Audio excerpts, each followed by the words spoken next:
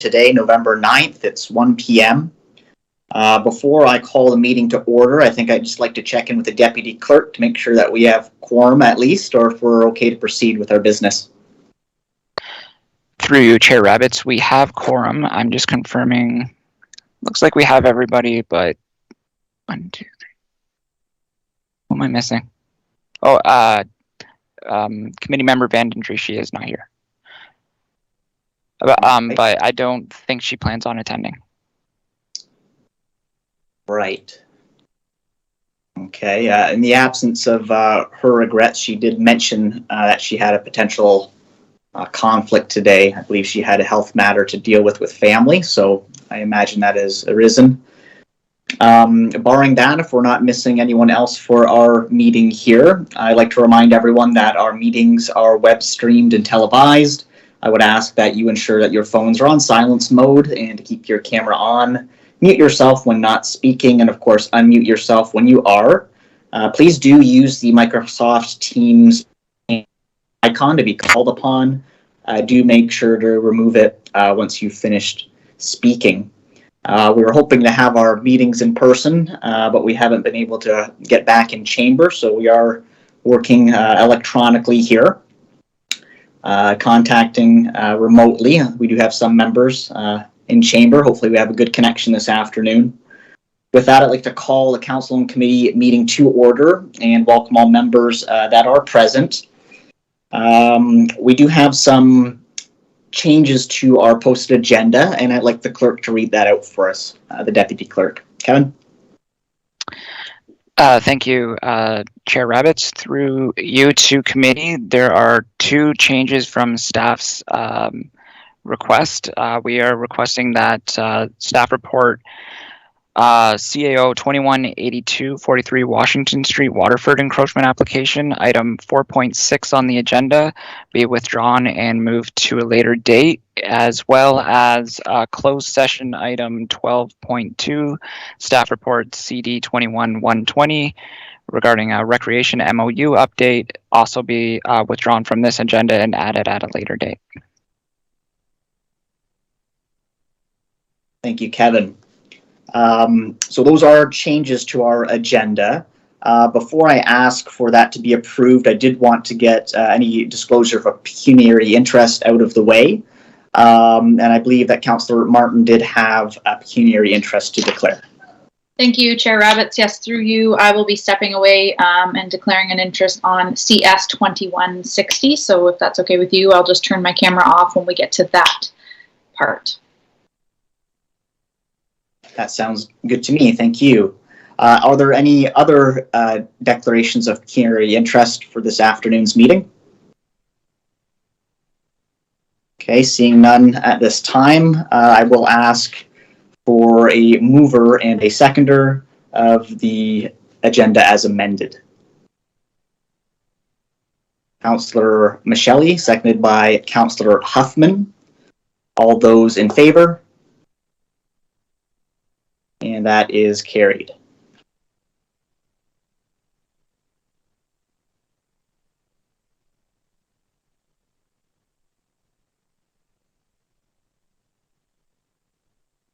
Okay, we have no early close session today. We do have 7 consent items. If there is a desire to pull any of these consent items from committee, we can discuss those prior to our staff reports. I do believe I had some indication that Councillor Van Passen, I understand you did want to pull 4.6 for further discussion. Is that correct? One is the one that's been withdrawn by staff, Mr. Chairman. Oh, sorry, I missed that detail. And it was the deferral, sorry, just to read it out, CAO 21-82. Of course, that was the Washington Street Waterford encroachment application. I'm going to scratch that entirely. Are there any other items? I guess there's 6 total now. My apologies that any members wish to pull. Councillor Martin?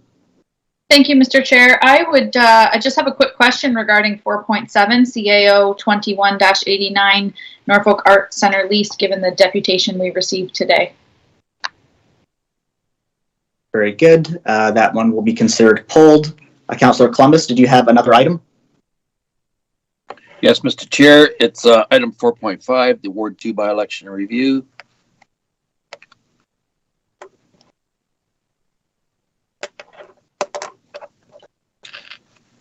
Very good, thank you. Any other items of consent that committee wish to pull for further discussion? Seeing no further hands raised, may I have a motion to approve the remaining consent items as they are presented? Councillor Martin, seconded by Councillor Taylor. Any further discussion? Seeing none, I'll call the question. All those in favor? And those remaining consent items have been approved as presented. We don't have any presentations or deputations this afternoon, but we do have some communication items. I believe we have 5 communication items today. Is there a member of committee that wished to speak to any of these communication items? I'll give you a moment to review those. There are 5. 7.1 through to 7.5 in our agenda. Okay, seeing no desire, no hands raised to pull any of our communication items for discussion, may I have a motion to receive them as information? Councillor Huffman has moved. Mayor Chop has seconded. All those in favor? And our communication items have been adopted as information. Thank you. Our first report is from our Health and Social Services Division. This is 8.1.1 HSS 21-19. This is the Housing Services Operating Subsidy Agreement, Simcoe Community Homes Incorporated, Lynn View Terrace. Do we have Ms. Rice presenting this report? Yes, we do. Chair Roberts, I am here. Thank you. Excellent. You may proceed, Stephanie. Thank you so much. Through you, Chair Rabbits, to the committee, presenting the report on a request to move forward with approval for a new operating agreement for Lynn View Terrace. Lynn View Terrace is part of Simcoe Community Homes and provides 56 units of residential units to seniors in Simcoe. 28 of these units are rent geared to income or subsidized housing units. So they're an ongoing social housing provider with us and have been for some time. Currently, they are under the federal funding agreement, and the reason that that agreement is ending is because their mortgage is paid. So once that mortgage was paid out, that triggered the end of the operating agreement. A standard procedure for CMSMs or service managers throughout the province is to look at end of operating agreements and engage with members of the board in order to move ahead with maintaining the units by extending the hopeful discussion of having a new operating agreement. The board of Lynn View Terrace has agreed to such a 10-year operating agreement under our provincial funding model. The provincial model is a little bit different than the federal model. One of the things that I would like to note is that our finance department ran a draft subsidy analysis and determined there would be no operating subsidy owed to Lynn View Terrace through this year due to the fact that the mortgage is in fact paid out. We don't expect that to change in subsequent years, but it is to be noted that that is part of the funding formula and is included in the report as something to note. The Lynn View Terrace has an active property manager and engaged board of directors, provides excellent service to our communities, and we would very much like to keep these 28 rent geared to income units within our stock, within our communities, and so therefore are requesting moving ahead for approval with this new operating agreement. In summary, that's essentially it. End of operating agreement is happening. We're looking at an opportunity to engage in a new operating agreement to maintain the units within the community with a known excellent service provider. I think that I'll just stop there and open it up to questions if there are any for me for the report. Thank you. Thank you, Ms. Rice. Our first question will come from Councillor Columbus. Yes, thank you, Mr. Chair. My question, how many other such operations do we have that are under the federal ruling still in place today? Thank you. Through you, Chair Rabbits, to Councillor Columbus. That's an excellent question. This is the final federal operating agreement that we are ending and moving forward with. So excellent question. Thank you for that. So this would be the final provider under that old agreement system. And so by engaging in a new operating agreement, we would be fully within the provincial funding model agreements for all of our housing providers in both Haldimand and Norfolk counties. That's great. Thanks. Thank you. Are there any further questions of committee? Councillor Taylor. No question. Just at this point, I think I'd like to move staff's recommendation. Excellent. Do we have a seconder for that motion? Seeing Councillor Huffman, and we have a further discussion. Seeing none, I will call the question. All those in favor of the motion? And it is carried. Thank you. Thank you. Our next report here is going to be coming from Environmental Infrastructure Services. It is EIS 21-06, Gilbert Road Culvert Budget Amendment. Mr. Godby, will you be presenting this report? Thank you, Mr. Chair. Yes, I will. So, through you to council, EIS 2106, Gilbert Road Culvert Budget Amendment is being brought forward today in response to council direction for some more information dating back to January 2020. The long story short is the Gilbert Road Culvert is currently closed. It was scheduled for replacement. We have an active capital project in order to do the removal and replacement of this culvert. Through that process, we have had conversations with LPRCA with regards to the potential future impact of this culvert on the Hay Creek Dam, which is right adjacent to this culvert. Essentially, through conversation with LPRCA, they have advised that in its current state, with a replacement of a like-for-like culvert at this location, the dam risk assessment will remain as a high-risk dam due to the inability of the existing culvert to accommodate higher water flows through there.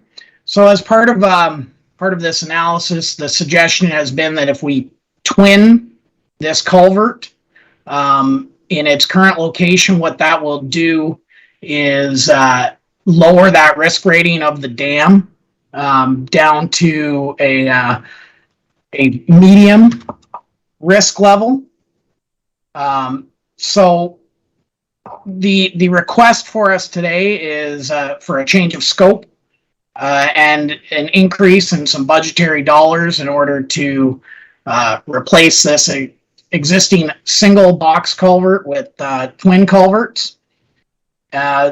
What the net effect of this does is, yes, we are asking for some more money in order to complete this project. However, through consultation with LPRCA and our engineering staff, this investment of $203,000 at this point to twin this culvert will ultimately lead to future deferral of LPRCA work on the Hay Creek Dam, which is being estimated that could be upwards of $400,000 to $500,000, up as high as $700,000 that would normally then be applied to Norfolk County as a special levy from the Conservation Authority. As part of this review, staff also did some preliminary investigation on the idea of total removal of this culvert and closure of the road. We did have some preliminary talks with some of the adjacent property owners who were generally not supportive of that due to the potential impact on their current farming practices. as well, in order for us to further conceive closure, permanent closure of this culvert, we would also need to acquire some land down in this floodplain in order to construct proper turnarounds on each side. Therefore, and those property owners were also not supportive of selling us the land in order to do that either.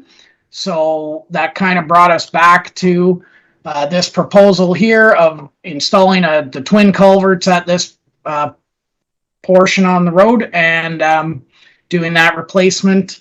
Ideally, it will be completed through the course of 2022. For context, I guess I missed page 114 of your agendas, gives you just the overall site location. Following that is some of the letter of advice from LPRCA to support the request to twin the culvert. And if there are any further questions, staff would be happy to do our best to respond to them. Thank you, Mr. Godby. First, we'll hear from Mayor Chop. Mayor Chop. Thank you, Mr. Chair. So I just want to understand this correctly. So the direction from council was to go back to see about funding from LPRCA, and now the result is that we're going to spend $200,000 more with no funding?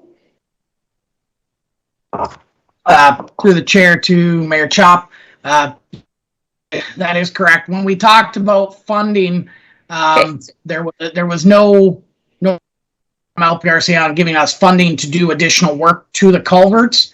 Rather, it turned into the conversation that by us twinning this culvert, it will defer future special levy charges from LPRCA. Okay, but my question is actually more, so why in the first report did that conversation, you only went back to LPRCA to learn about this after council directed you to go back to see about funding, but now we're understanding that there's another component to this. Should that not have been something that came in the very first report? Should that not be an automatic consideration? Otherwise, had you not gone back to see about funding, then this Hay Creek piece could show up down the road. Through the chair to the mayor, that is correct. The EA and all the original capital projects for this Gilbert Road culvert are one that have been lingering on our books for a long time. And that is why staff initially brought back that report in 2020 to kind of re-raise the issue.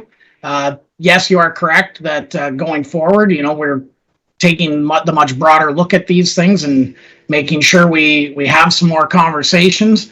I can't really speak to what happened in the years prior and leading up to my involvement in January of 2020. However, I do not disagree with what you're saying. So then the next question, Jason, there is still a probability of having to repair the dam. This isn't removing that likelihood. They're just saying it's less likely. We're not actually even being given a percent chance here, right? Through the chair to the mayor, you are correct. It's the urgency of repair is lessened, as well as the extent of structural work that will need to be done to that dam in the future will be different because it is no longer classed as a high risk structure. LPRCA must have an estimate for the repair of that dam at this point. In fact, I'm almost positive they do. I don't know what it is. But I mean, I'm kind of curious what the overall, in order to make this decision for council, how can you make the decision if you don't know what still the potential cost of repairing that dam is going to be? If removing it, means we spend X amount on that removal, but we have to spend $700,000 on repairing the dam, isn't that still cheaper? Through the chair to the mayor, yes, that is correct. So how do we make a decision based on this information for this? I don't understand that. There's no figures as to what we're still going to be on the hook for, and not only that, now it's spend an extra $100 without knowing what the actual just repair of the dam would be. Through the chair to the mayor. No. Go ahead, Jason, sorry.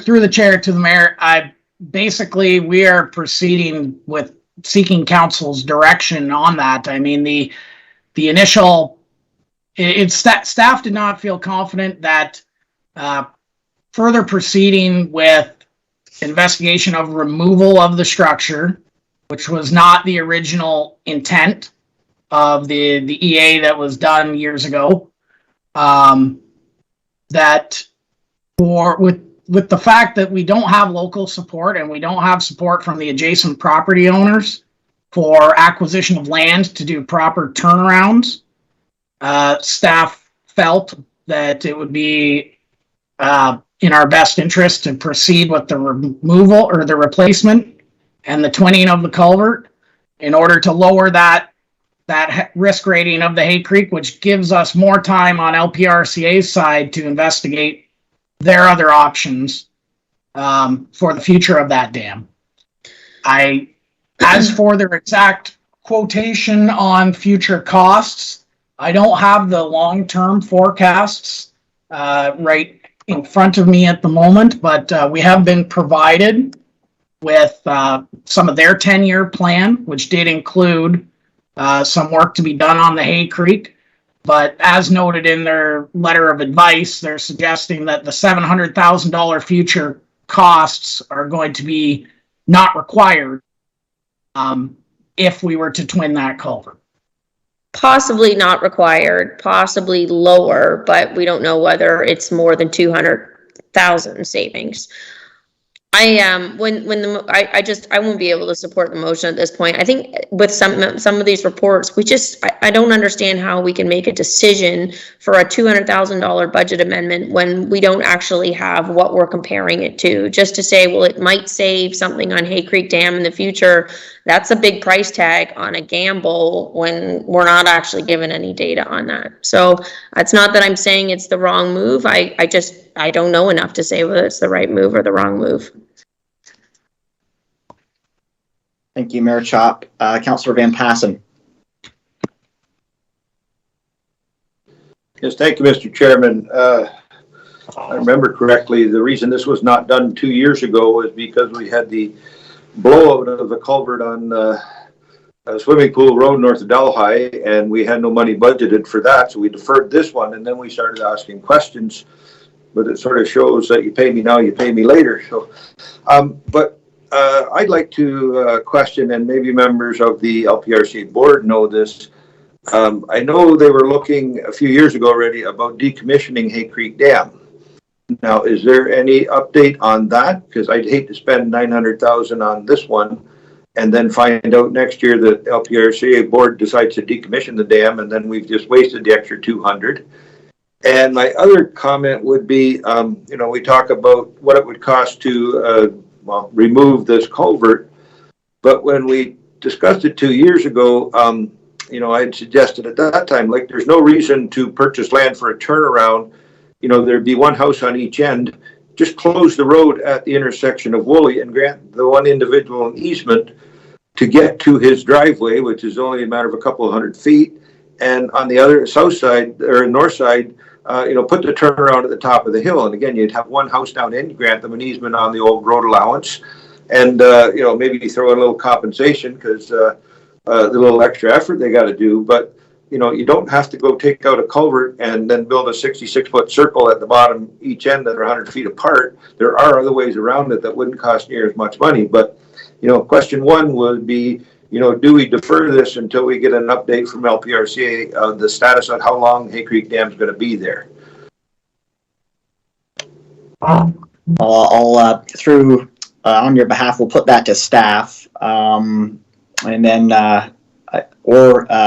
perhaps Councillor Columbus, Chair of LPRCA, would like to comment first. Yes, thank you, Mr. Chair. And to Councillor Van Passen's question, I have not heard of any thoughts about decommissioning that Hay Creek Dam. I'm just trying to text Ms. Maxwell the general manager to find out what the latest status is. Perhaps I would like to go to our staff members to see what their views are on a referral to LPRCA or a deferral of this topic for that information to come from the staff of LPRCA.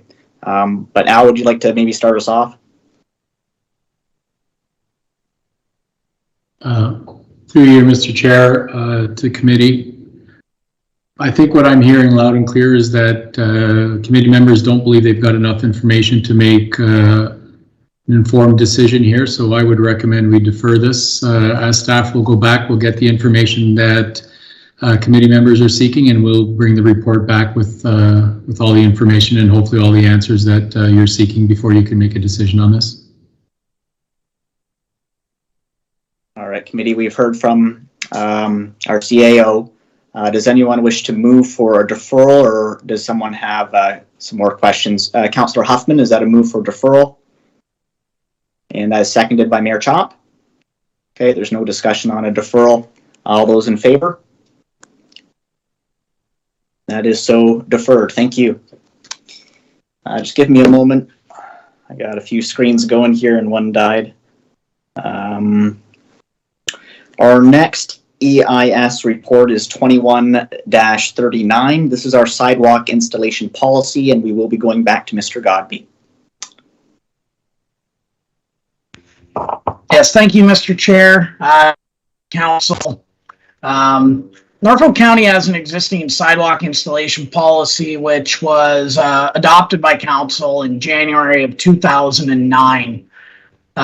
It's a very brief document which speaks to instances where sidewalks will be required for new developments going forward. The one gap that's never really been addressed, and staff are hoping to help gain some more guidance and clarity on, is what do we do with projects that we have initiated that are capital reconstructions or rebuilds, as well as to look at requests for infilling of sidewalks to close up some of the gaps through our existing pedestrian network. So generally speaking, with new development, sidewalks are going to be required on one or both sides of the roadways. Those costs are typically borne by the developer of the subdivision, and location and design are all kind of guided by our engineering staff. So the policy that staff, or the revisions to the policy that staff are proposing, can really be best summarized if you refer to page 130 of your agenda, when we're looking at a sidewalk criteria, ranking criteria. Really the idea of this is to give staff a general idea and a general support from council as to having some justification for pursuing new sidewalks or replacement of sidewalks when we're bringing forward our capital projects. So if you look at that page 130, there's kind of a ranking metric that has been put together by staff. That's been done in consultation with some other municipalities. We've looked at different criteria that are being used in specifically Kitchener, Markham, Hamilton, Town of Elmer. And generally what they've done is gone through and used kind of this matrix of proximity to certain features to assign a point system, and then road volumes. It's just looking at how can you kind of quantify a scoring for new sidewalks. So based on the suggested criteria that you see on page 130, a project would be given a ranking of a priority 1, 2, or 3. And that's highlighted at the bottom. You know, a priority 1 would be a recommendation that sidewalk for both sides. Priority 2 on one side, and priority 3 we would suggest no sidewalk be installed. The idea being that gives us a good base starting point to go out. I mean, as part of this, through the Public Information Center, there would be public consultation on this as well, but it gives us a rough framework to get going on. To illustrate some of the impact of this on our long-term capital forecast, staff have gone through and given using these criteria, scored our next 10-year worth of capital projects. And that's highlighted on pages 131 to 133 of your agendas, where they've gone and kind of shown in the one column that whether there's existing sidewalk, indicated that with a check mark, whether it be one side, both sides, or none at all. And then based on the scoring that is being proposed, are showing what that tool is going to say for each of these projects. And really what it does is it's adding that level of transparency right at the onset of project initiation to staff and to the public to know what is going to be expected, because when we get, you know, further down into the process and requests start coming in to delay projects or to potentially change the scope of projects due to an item like a sidewalk, it's not the most efficient use of our time, and it can cause unnecessary project delays. So this is just intended to be one more tool to get us out in front of these issues before it becomes, you know, the matter of today. So with that being said, our newly revised proposed sidewalk installation policy starts on page 125 of your agenda, and yeah, it talks to many of these items, and it is with council's blessing that we would like to start to implement this process for projects going forward, and be able to use that for some of the support going forward for when and where we are suggesting that new sidewalks be installed. The final piece of this that I guess is worth pointing out kind of falls inside the financial services comments, and I'm not sure if one of our finance staff are available to perhaps make some better, clearer comments on this. However, one of the things we did want to highlight is that in some cases, we will be looking at installation of new sidewalk as being an addition of a new asset. And like anything, addition of a new asset is going to mean that it's going to need to be maintained and replaced in the future, and that it will come with a cost in the future. So we just wanted to highlight the fact that approval of these new sidewalks is not as simple as, you know, that it's there and it's we're not going to worry about it. It is going to come with a long-term financial cost to the county. And with that, I don't know if finance wants to add anything further about the manner in which the reserves are currently being funded and previous sidewalk replacements have been done, or if council has any other questions. We're happy to answer those. Thank you, Mr. Godby. I do see Kathy LaPlante. Thank you, Chair Rabbits.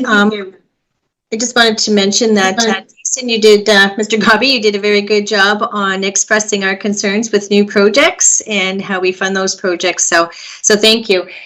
Definitely, what was discovered was a lot of our new sidewalks, when they were requested, they were being funded from a reserve.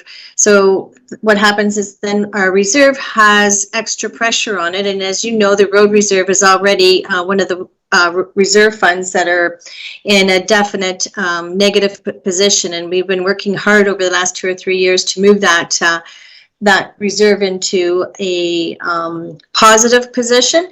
So what EIS has proposed here is something that's definitely being more proactive. We're, going to move forward with some new sidewalks as needed, and we're at the same time going to recommend that we are putting aside some additional funds in the reserve to offset these new sidewalks. The other side of it is more sidewalks, there's less risk of and more liabilities. Shelley may be able to speak more to that. However, we're pleased with the openness of this information and the actual plan of the streets that that's being proposed, which is great. They're identified, and as they become up and council prioritizes those, we can move forward with them. It'll make financial planning a lot easier for us, and then again, we have a strategy to finance this new sidewalk policy.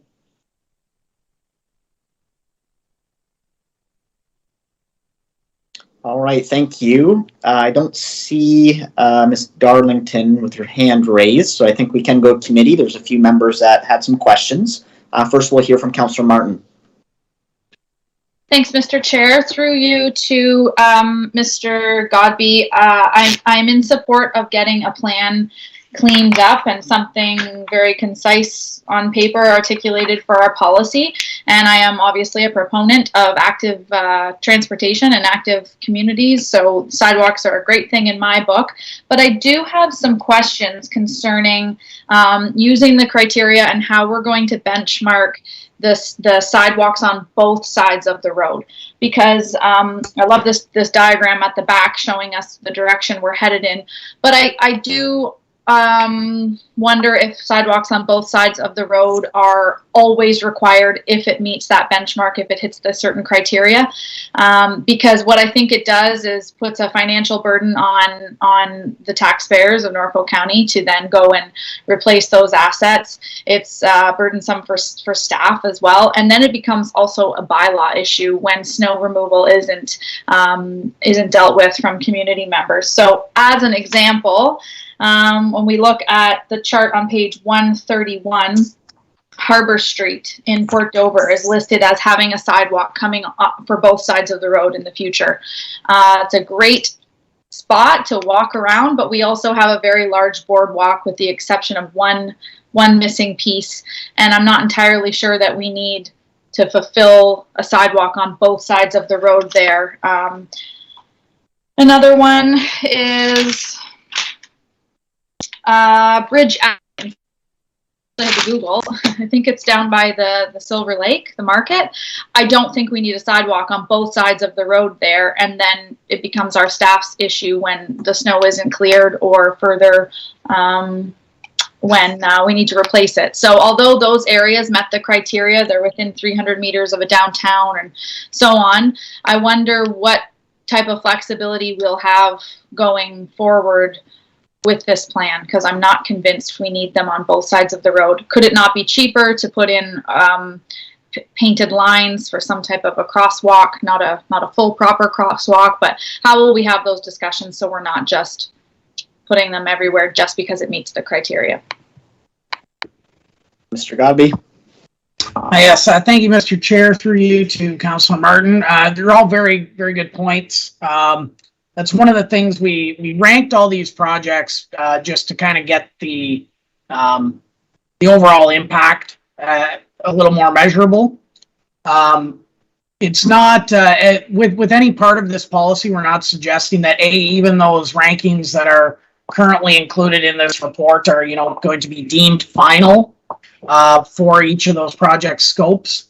It was more than anything just to illustrate the impact of this. The reality, we've got a section in the policy talking to consultation, and really that's going to be, as a general guide, we're going to use this ranking criteria as a start base. But when we get into the nitty gritty of Harbor Street, as an example that you provided, it might be that on the face value of just the simple on paper exercise, you see that it's going to ask for, or it's going to call for 2 areas of sidewalk. However, knowing that there could be other adjacent features that would potentially change that, or say one side of the road, even though we've said it should have it on both, has no connectivity to anything, that would be something that would be taken into account for discussion through some of the pre-engineering and design phase of the actual projects. And that's where this consultation piece, we were looking to find a way to conduct surveys with local property owners to gather some of their feedback as well. And I think that would be something we'd be looking at doing with our communications team, whether it's an online forum, whether it's more of the old traditional public information center type forum. But it would definitely be taken into consideration and have that discussion. Really, this is meant to help inform as to, we're not just pulling these things from wherever. It's kind of at the very least, we've got a general idea of when and why we're going to have 1 or no or 2 sidewalks on each side. Okay, thank you, Mr. Godby. And I did read about the consultation. I'm struggling to find it right now, but I think it was, 50% of community members, or I could be wrong here, not interested in a sidewalk, then it wouldn't go forward. I guess then my secondary concern would be an environment or a road is slated for sidewalks on both sides. We go to the consultation phase. Community members are on the fence. Norfolk County makes a judgment call where we're adding in 1 sidewalk and not 2. And then how are we determining which side of the road gets it? Some of those factors would be of concern to me, but at large, I'm not entirely convinced we need sidewalks on both sides of every road. Yep. So glad to hear there'll be consultation and we'll dig deeper. Thanks. Councillor Michelli. Mr. Chair, and through you to staff, just building on what Councillor Martin just identified, she was referring to the section on page 122 of our agenda that indicates that if there are more than 50% of residents in favor of a sidewalk, it proceeds. If they are not, they don't have that percentage, it doesn't proceed.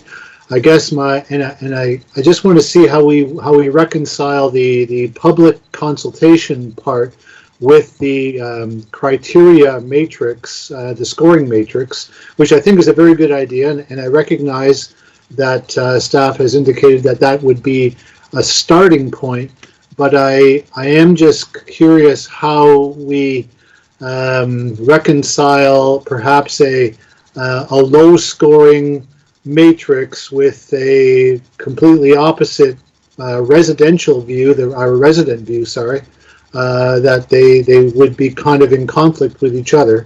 And I recognize also that would be something I guess we'd have to still develop in a council decision.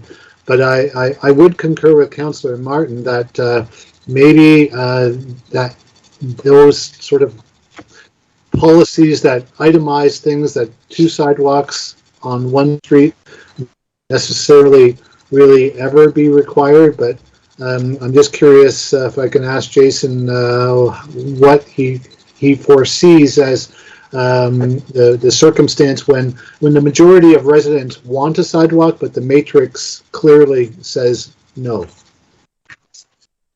Mr. Godby. Through you, Mr. Chair, to Councillor Michelli.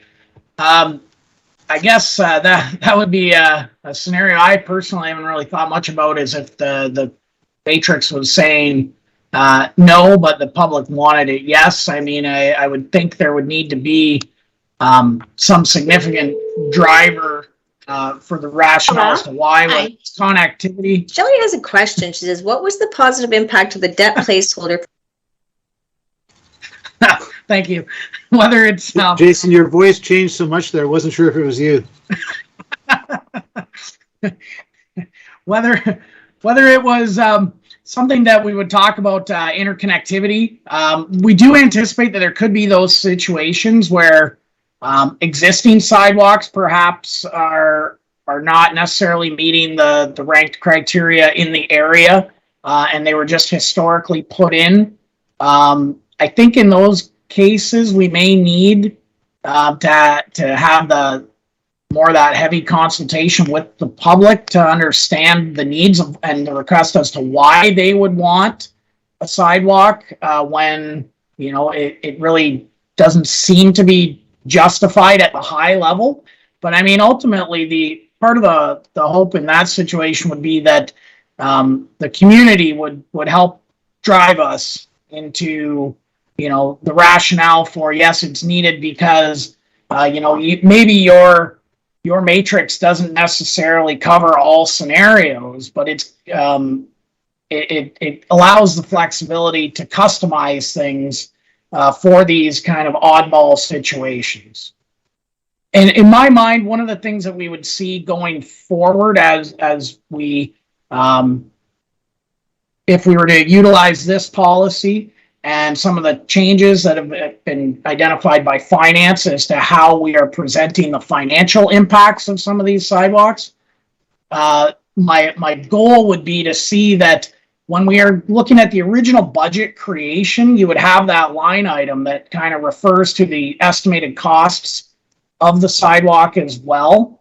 And at that time, council would be able to have that kind of discussion to say, well, you know, $100,000 of this project is related to sidewalk, and the scoring, which we've pre-done, is, you know, it's a 50 points out of a potential 100, or this is 80 points, or it's only 12 points. But maybe we've recommended it in order to add connectivity to other adjacent sidewalks, which we have no real plan to go and remove, or the community has expressed desire to keep it there.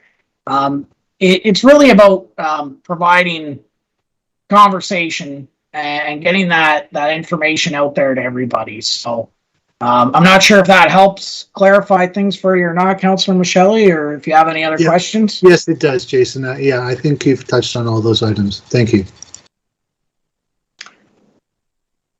And Councillor Huffman. Thank you, Chair Roberts. Through you to Mr. Godby. I guess my question is, this council has been very, I guess we've been known as pro-sidewalk, for lack of a better word. And I think it is very important in terms of active living and community engagement. And I live on a small street in Waterford, and we have sidewalks on both sides. Both sides are always very busy. And I've just noticed that actually that street that I live on is, and someone just asked me about it yesterday, is up for 2030 to be redone, and it's only recommending one sidewalk. So I guess touched on as to how you determine which side the sidewalk will go on. I'm quite sure it'll be on the councillor's side. That's my bet, but anyhow, so wondering about that, but also the issue is you guys have put this work into this matrix and have done some research on it, and I think that we need to use it as a tool and not get into those, well, you scored 100 and then 50% of the residents say they don't want one. But it shows in terms of active living, connectivity and everything, that the matrix that you developed very clearly states, no, this area requires a sidewalk, because it's not just for the people on the street, it's for the people in the neighborhood as well. So I think it's really important that we have a few more guidelines regarding this as the discussion goes. We've obviously, with looking at some of these, I can't remember what year the first one, oh no, I guess we've got some coming up in 2022, where there's no sidewalks on Sunning Hill, which I know that residents have already expressed an issue regarding that. So I think at some point in time we have to really stay true to the matrix. Those are my points. Thank you, Councillor Huffman. Councillor Van Passen. Thank you, Mr. Chairman. Yeah, I went through the scoring matrix, for the big city of Walsh. I think it scores like about a 50 or 60 or 70. So can I be expecting sidewalks in the downtown core of Walsh, or is this strictly for urban rules?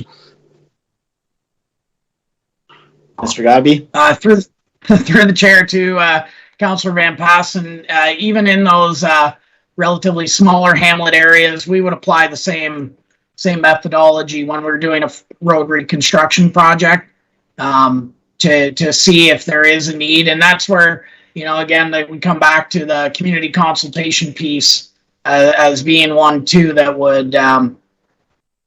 we would use that information to understand the needs of that community. Definitely, from a risk management standpoint, safety of pedestrians is very important to us. So we would definitely not want to just say this only applies to, an urban area of a certain size, because at the end of the day, whenever you get into the concentration of homes and people traveling in and amongst our road networks by foot, we want to make sure that we can do what we can in order to encourage that to happen safely. Well, I'll try to apply the matrix to Turkey Point then, and see how that one works out. All right. Sounds like I got a little bit of homework to do. Thank you, Councillor Van Passen. Councillor Columbus. Thank you, Mr. Chair. Past experience indicates that sidewalks can certainly be a controversial issue. This particular council hasn't really experienced as much as what was occurred in the previous council, that's for sure. But Mr. Godby, with respect to the location of some of these sidewalks, that's always been an issue, whether it's close to the curb or whether it's in, and then these sidewalks that are proposed may end up cutting somebody's parking ability on their property to half of what it was, because you can't park a car across the sidewalk. Those are some of the issues that maybe you have to address, and I don't know if they're addressed in that list that you've got as to which side the sidewalk goes on.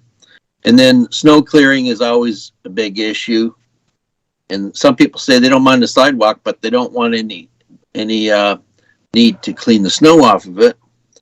And I mentioned the bisecting of the driveway was always a serious issue. Can you comment on some of those things and how you plan to incorporate that into this plan?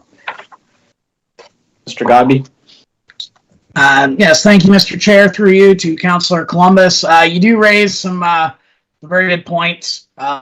These are some of the issues that we've struggled with year over year as it relates to sidewalks. Our typical installation would include the increased separation of a sidewalk from the curb line. The general rule of thumb with that is being the more separation you can have between pedestrians and motorists is typically going to be the safer situation. The other thing that it does is it does improve, many will say it improves the overall curb appeal by having, the offset. It gives you that wider looking road corridor and just that perception of additional space within the road allowance. So generally speaking, I would say that the general goal would be to have that kind of grass boulevard area between the curb and a sidewalk. However, that is going to be very site dependent, depending on other utilities, depending on the actual roadway width and the corridor width. Like if you're talking, when you get into areas where you've got 2 lanes versus 4 lanes, and you've got additional hydro or gas or other infrastructures, the meters and post office boxes and all the other different things that we get contained within our roadway, they do definitely need to be looked at on that case-by-case basis. As for snow removal, that's always a tricky one. I mean, Norfolk County does do a fair amount of snow clearing in some of our urban areas. It's not something that At this point, we're actively looking to expand a program. It does come with a cost. That is kind of a bit of a separate ongoing operations and maintenance issue. Yes, it's tied to this, which just further complicates kind of the whole situation. But it's one of those items that we try and keep in mind that it was previously mentioned. Sidewalks are generally meant for the overall community benefit and the safety of pedestrians. So we try not to look at it just as the impact on that one individual property so much as the overall community benefit that it does provide. I'm not sure if I can add anything else. I see Al looks like he wants to chime in as well, so I'll gladly defer to him. Thank you, Mr. Godby. Al? Through you, Mr. Chair. Just want to, I feel we're going down a bit of a rabbit hole here. I mean, this is intended simply for guidance. Council with every project will have an opportunity for input. This is intended simply to provide some guidance. Once a road is identified, once there's a potential of a sidewalk, staff will do its due diligence, get the feedback from the neighborhood, and then bring it for council's ultimate decision. So I don't want council to feel that you're getting pigeonholed right now and you're approving something. This is clearly for guidance to provide us a little bit of direction, and then as these things move forward, council will have the opportunity to have its input and ultimate decision on a project by just get where I get stuck here for a couple of hours and we really don't need to. This is a good initiative. It's moving us forward. It's going to provide a little bit of guidance, and then where council will ultimately have the decision to make on a project by project basis. Thank you for pulling us out of that hole, Mr. CAO. Let's go to Councillor Martin, and then we'll hopefully ask for a mover or a seconder of staff's report or an alternative. Thanks, Mr. Chair, and thanks to Al for that. That was going to be one of my questions, project by project. We'll still decide. So then my only final comment would be, just for clarity purposes, because we're on the topic, could you explain / remind council, mostly me, how we go through what are the steps that we go through in drafting our engineering reports and putting them out for tender on these projects? Does staff chime in first with a preference stating that it meets a criteria for sidewalks? Then we get the engineering results, and then we're hosting our public meetings, because as an example, Sunning Hill Drive, that is what happened. Overwhelming feedback, not wanting sidewalks. We bumped the project, and then I believe we had an updated engineering report on it. So I ask, because is it cheaper to have the work done without the sidewalk aspects included? If it's not necessary, are we just including them because that's what we do at this point in time? Can you just clarify the steps, what happens first, and when that comes to council? Yep. Thank you, Mr. Chair, through you to Councillor Martin. Generally speaking, in most instances, a sidewalk installation is going to be relatively simple. It's really only when you get into areas where you're dealing with extreme topography or extreme narrow widths that you can really run into a lot of issues that need to be addressed if you want to add in a sidewalk or not. For example, if you're dealing with grade issues where you've got front yards that come down to the road at a steep level, it's not easy to put in a sidewalk in those cases. So for the most part, most of our engineering assumptions are based on a roadway reconstruction that is going to be able to accommodate a sidewalk or not, with minimal impacts on overall engineering design. Sorry, to clarify, Mr. Godby, does our staff determine that a sidewalk is needed and then include that in the RFP for the engineer? Is that the process? Or the engineer decides and then includes that in their drawings and work? Through the chair to Councillor Martin, we would look at doing that pre-qualification, that pre-scoring in advance of the initial capital budget approvals. So in an ideal world, that conversation is going to kind of start at that point, when we come through and say, hey, we're going to be looking for this money to do engineering and reconstruction of Sunning Hill Drive, for example, part of that will include that line item to say, based on our existing scoring, this one is going to qualify for sidewalk, one side, two sides, or no sides. And that will kind of get the ball going on that engagement. From that point, if we would have that placeholder of a budgetary number, the engineer would at least see that, we are anticipating sidewalks of this magnitude. And then if we include or exclude them, we would adjust that budget appropriately. Okay, understood. Thank you for that. And Mr. Chair, if there are no further questions, I'm happy to move the recommendation. And we have a seconder for staff's recommendation. So it's moved by Councillor Martin and seconded by Councillor Michelle. Is there any further discussion? I'll call the question. All those in favor? That is carried. Thank you, committee. Just give me a moment here for our next item. It is EIS 21-45. Waste collection future considerations. Mr. Godby, we're still with you. Thank you, Mr. Chair. Through you to committee. EIS 2145, waste collection future considerations, is a report it was prepared in follow-up to some of the information that was presented to council through I believe it was early spring in June, when we did a couple days of additional information sessions for council. Our supervisor of waste management at that time, Marissa Bakla, was instrumental in bringing forward a presentation to council to kind of highlight some of the changes that are going to be coming over the next couple of years, and to get council kind of thinking about these things.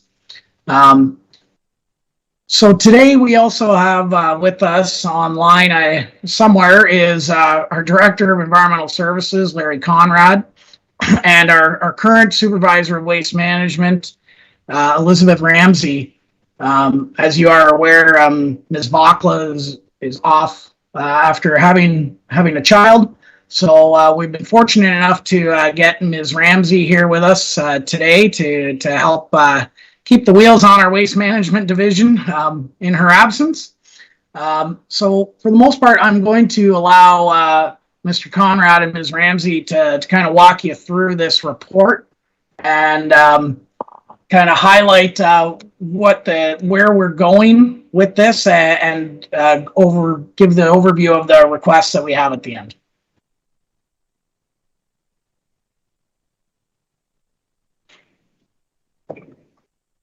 Thank you, Jason, and through you, Chair, to the members of the council or of the committee. We are looking at a report today that basically will help us move forward in planning the future of the waste management services in the county. The biggest single issue right now that we face is the changing environment in our waste management. With the loss of our blue box, we're being told by the province that we need to institute or at least examine a curbside collection program or a program for organics that would be supplementing the organics that we currently pick up, which are the leaping yard waste. As well, there are a number of decisions that we need to look at in terms of how do we collect the materials off the street. Do we collect them as we currently do with bags? Do we go to a bi-weekly collection? Do we change how we pay? Do we institute some bag tags?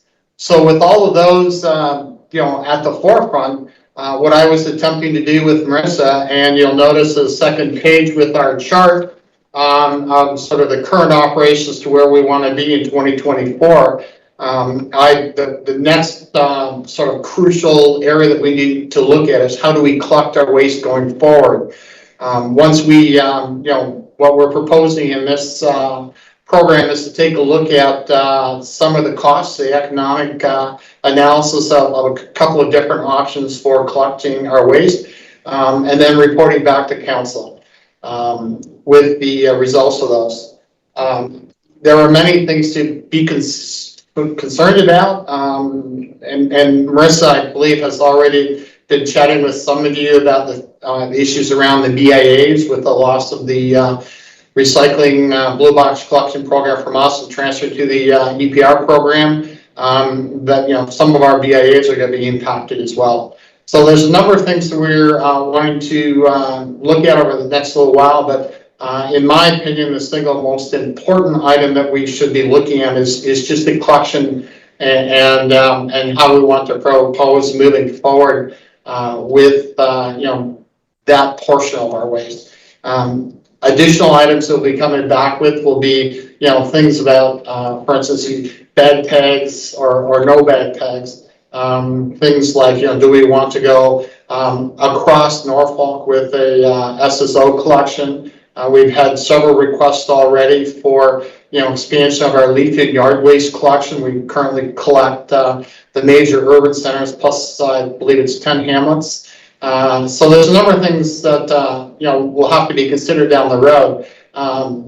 But the collection issue would be the first, and tying in with that would be hopefully we'll be able to start an educational campaign, to get the residents thinking about what they would like to see. But moving forward, this report is recommending that we repurpose an account that we were going to use for curbside audits, and it was an account that had $50,000 into it, and rededicate that capital budget for the hiring of an economic a consultant to help us deal with the economic analysis of some of the programs that we'd like to see as part of our collection.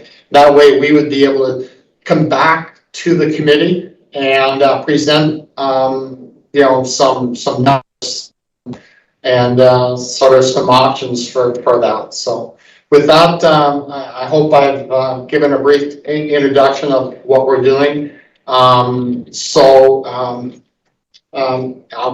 I'm open to any questions. Thank you. Thank you, Mr. Conrad. Is there anything further, Mr. Godby? Are we good for questions? Thank you, Mr. Chair. I think Larry covered it off pretty well. The intention was to kind of keep this more on the high level today, just to get this funding request so that we can do this study that we want to do, so that we can come back with better firm information for council, knowing that there are these changes coming in the future.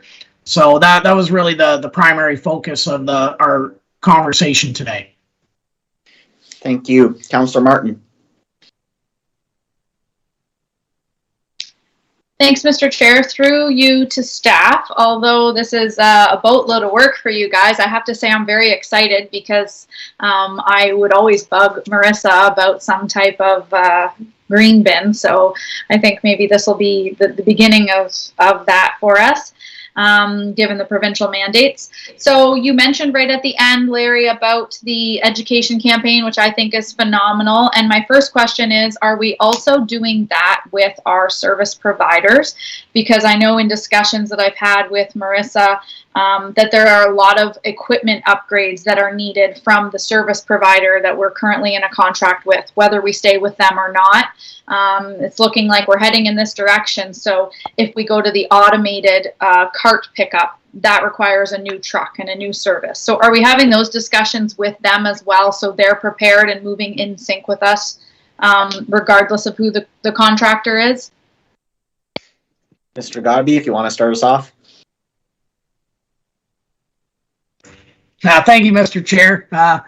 I will honestly maybe defer some of this to Mr. Conrad. However, I would note that one of the reasons we're trying to get in advance of this and get some of that direction is so that when those contracts do come up, we are able to specify things. We're not looking at opening up our existing contract for collection and turning and making a contractor change their methods. due to the fact that, you know, we're in a contract that was specified a certain way. All of our contracts over the past couple of years, we've restructured them to kind of align for expirations in and about the same time period, so that if we want to make any of these wholesale changes to our methodology going forward, that we have the ability to make those changes and have the time to implement them successfully prior to, you know, letting out for new contracts. I don't know if Larry has anything he'd like to add to that, or. No, that's. I think you've answered appropriately. Yeah, okay, thank you. I certainly know that we're not looking to rejig contracts, but I know that our current service provider is not equipped to pick up green bin items, and they don't have the equipment to pick up the containers versus lugging the bags in. So those types of things, I want to make sure that they're aware that we're looking at this, if that is, regardless of the service provider we go with. My other question is, because a lot of this is provincially mandated and with what's needing to occur, are there synergies we can find with neighboring municipalities when we're looking at you know, hiring a consultant or having a staff member work on some of these initiatives? Certainly we're very different than other communities based on our size and the types of pickups we offer, but also looking at disposal of green bin items and all of these other things. Is there any way that we can, if everybody's doing this type of research and consultation right now, we can find some synergies moving forward?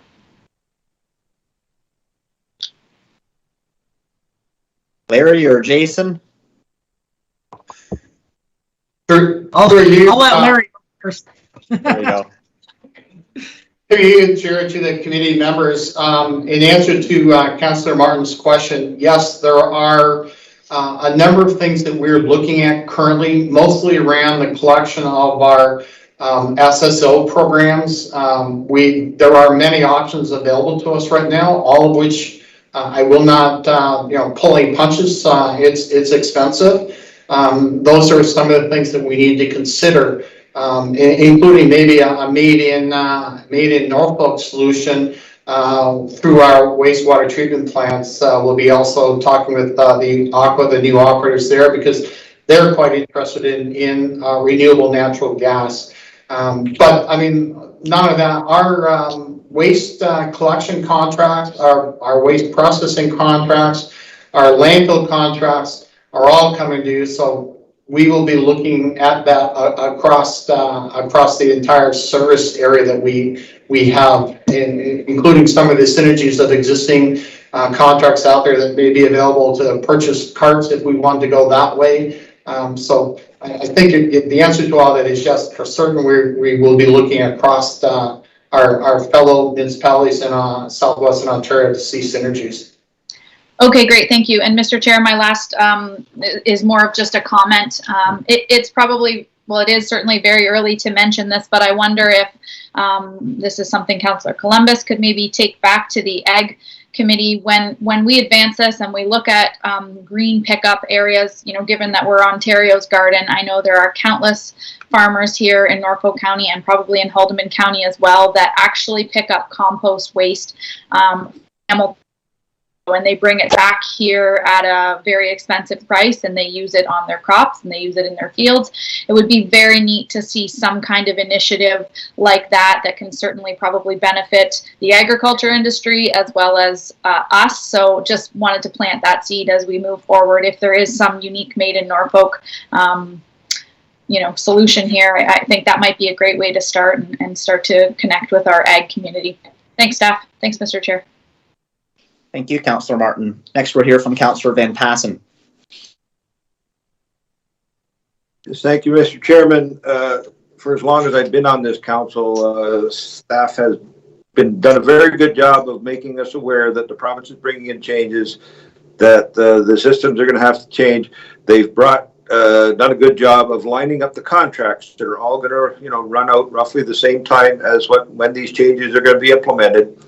And I look at this as just a next step. They want to shift some money from one part of the budget to the other to get a number cruncher in there so that we would have some real facts to look at and some real numbers to look at so that we can make a decision of which way we want to go well ahead of the time that these contracts run out and we're forced to make the changes.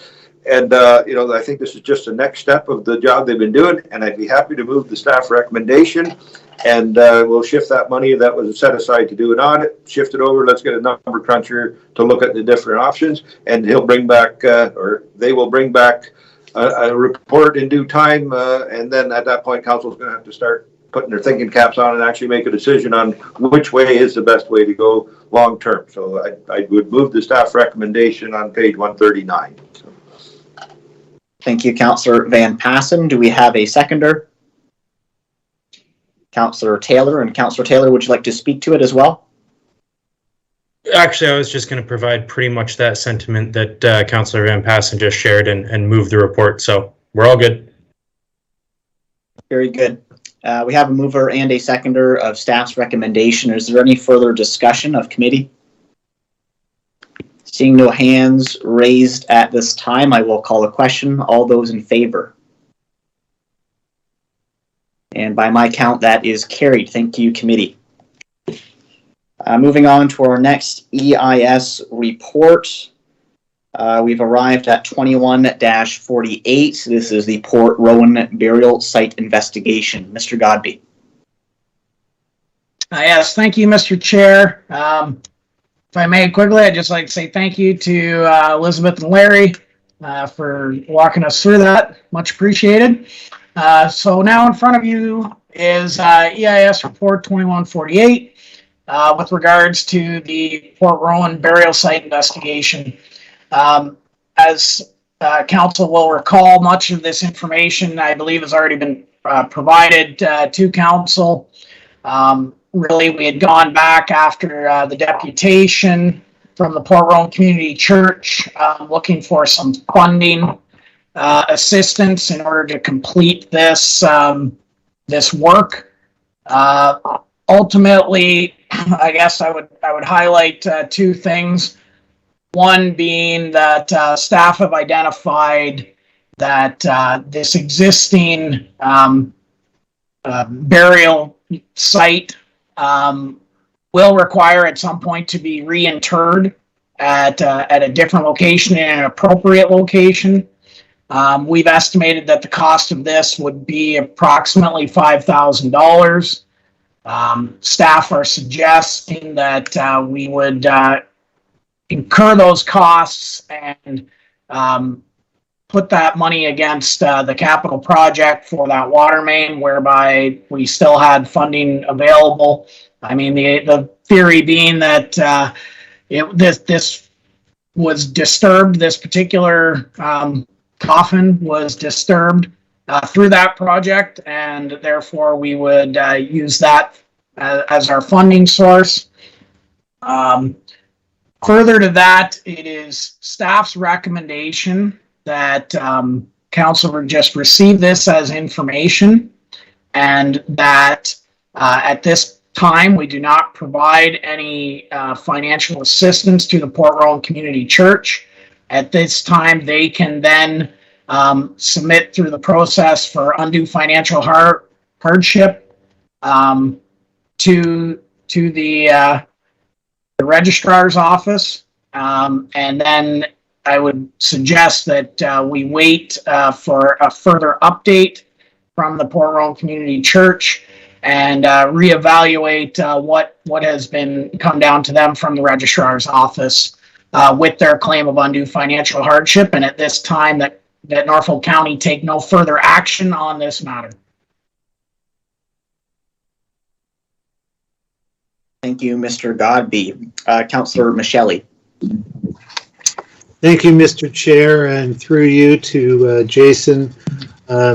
Jason, I think the report outlines a very prudent approach to this circumstance, and I do also agree that I like the idea that if we do need to reinter the remains that are currently on the property, that will be a very nice gesture for the county to make to this situation. But I also want to thank very much the staff who have been assisting the members of that church in Port Rowan with links and contacts to the registrar's office. So I am very much looking forward to the end result of what the community church members find with regard to that inquiry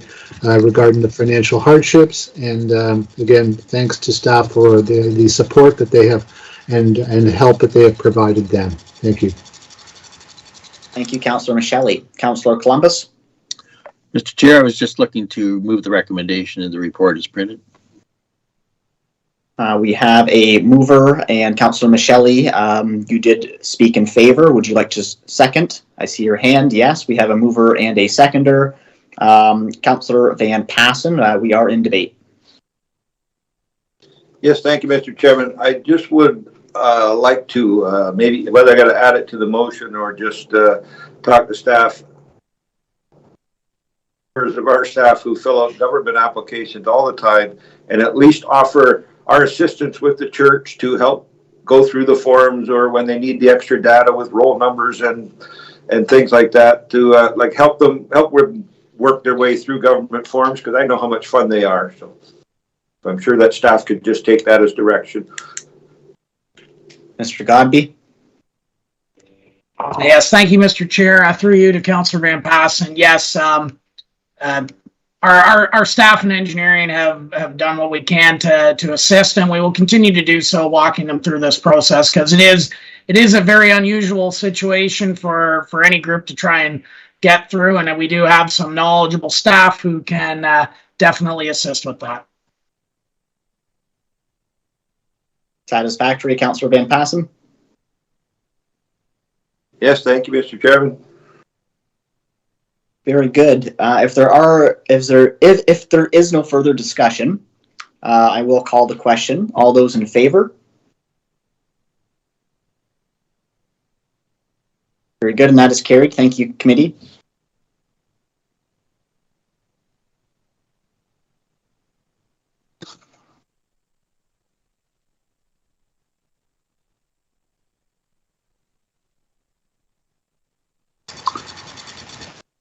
Chair Rabbits, I believe you're on mute. Oh, apologize for that. We are on to our operations division. This is Delhi Quants Park Improvements. It's OPS 21-13. And I'm looking for Mr. Cridland to present this report. Bill? There he is.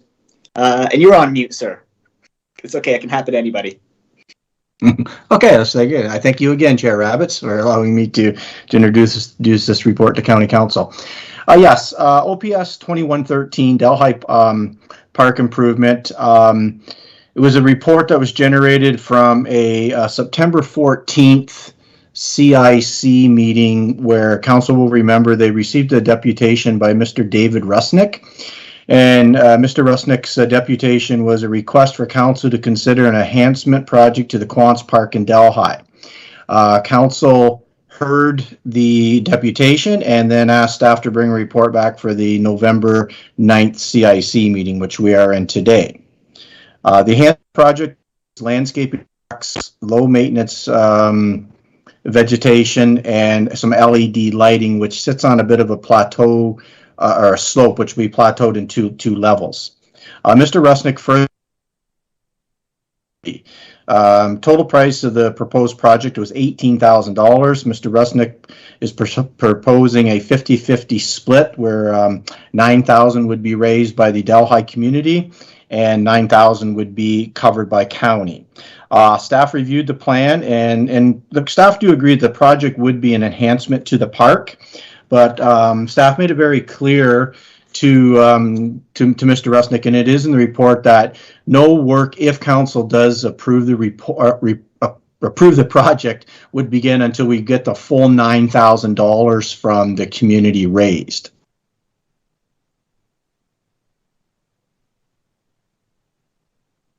to date. Mr. Rustick is not collecting money. However, he has pledges, so he's up to $3,000 of the $9,000 already. Staff also want to make it clear to council that staff are recommending the approval of this based on an $18,000 enhancement for Delhi Park. Add $9,000 on the taxpayers on the levy. So, it's basically 50% dollars. Staff realize that if the project is approved, that it will be a negative impact during the construction year of about $9,000. It's thought now that the project would not move ahead to the earliest on 223, and the latest would be 220 or 222 is the earliest, and 223 is the latest, depending on high. So I think with that, I'll just turn it over to Norfolk County councillors for any questions they may have.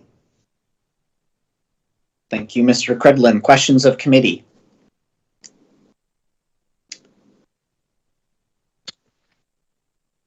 Not seeing any hands raised. Is there a member that wished to move staff's recommendation or propose an alternative? Councillor Martin, staff's recommendation, and that is seconded by Councillor Columbus. Is that correct? And would either of you two like to speak to it? Yes, that's correct. Councillor Columbus? That's correct.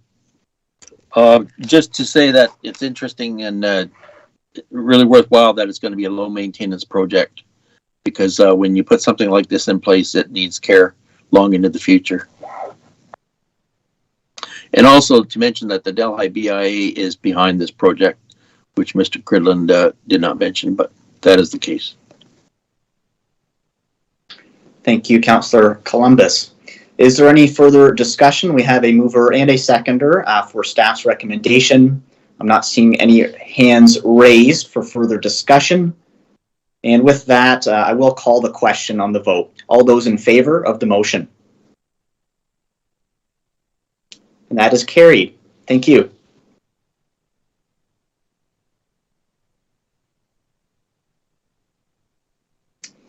Unmute. Okay. Our next report is going to come from our corporate support division. This is CS 21-60. It's proposed conveyance of part of the closed lane on Block 15, Claim 207, Port Dover.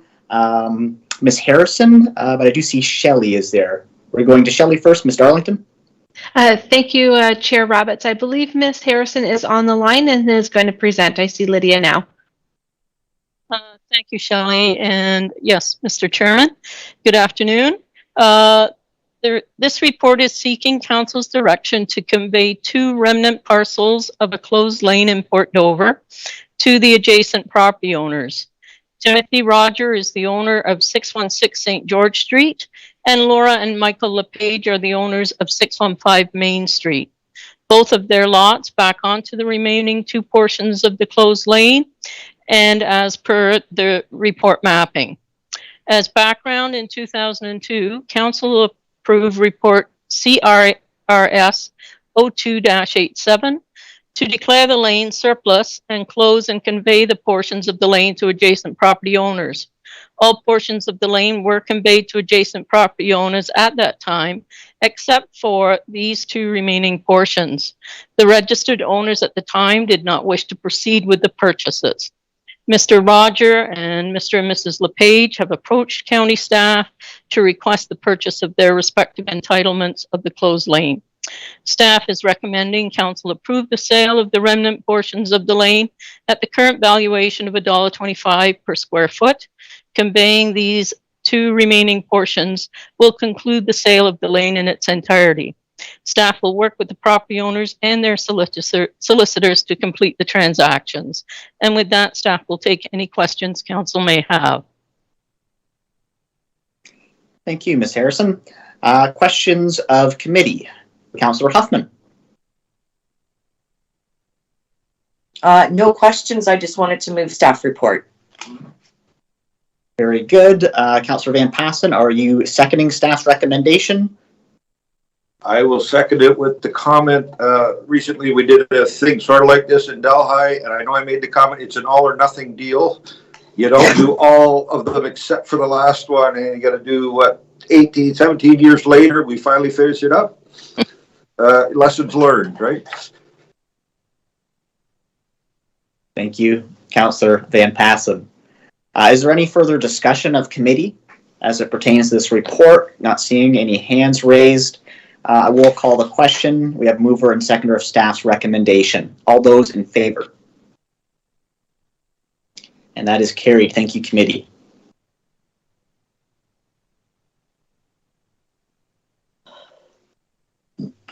Next, we've arrived at CAO 21-81. This is from the office of our CAO regarding deputation requests.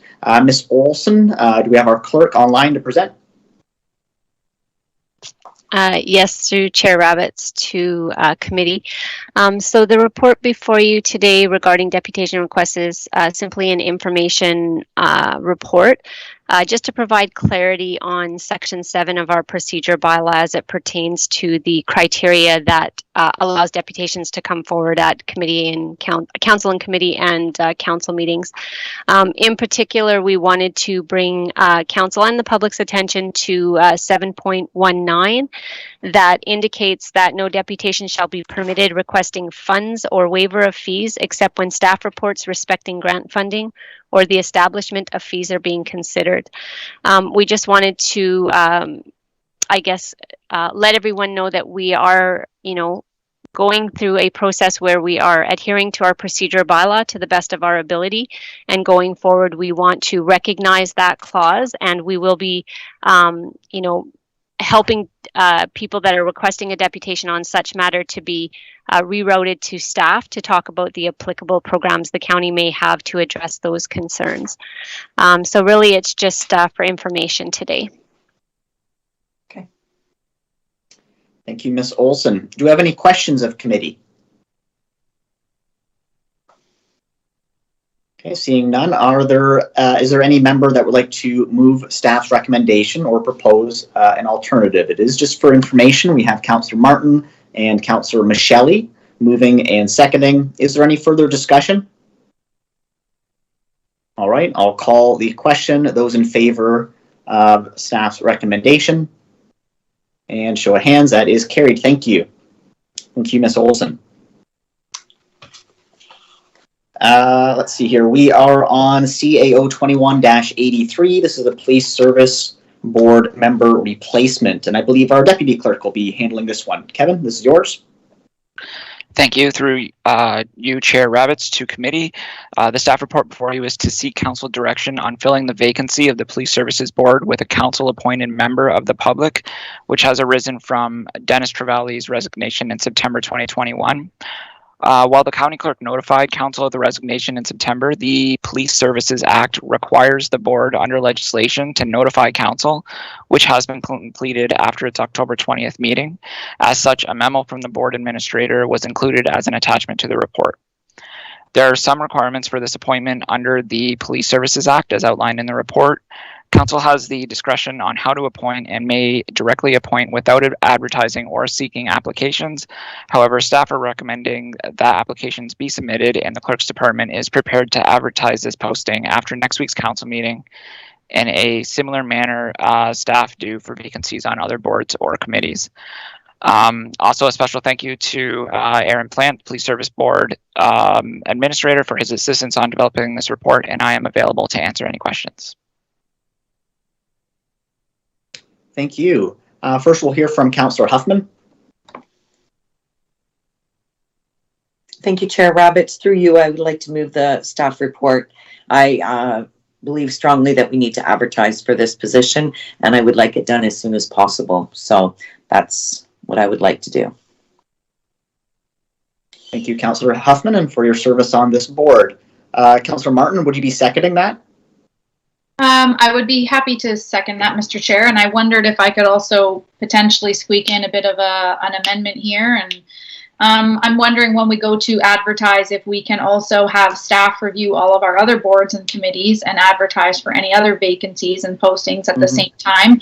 And one of which is the entire Port Dover Harbor Marina board, which has never been reconvened after COVID-19. So I'm sure there are other positions and other boards, but to save on some advertising costs, I would appreciate advertising for them all.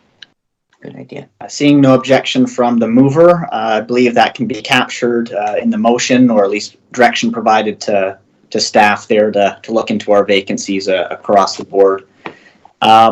With that, we have a mover and a seconder. I think our staff understand the direction from our conversation. Is there any further discussion? Councillor Martin? Sorry, Mr. Chair, either to Al or clerks, but is that suitable as direction? There have been other occasions when direction's been provided and then the ball gets dropped. Let's hear right from our clerk's office. Teresa is jumping at the chance to respond. Through the chair to Councillor Martin, absolutely we can work towards that.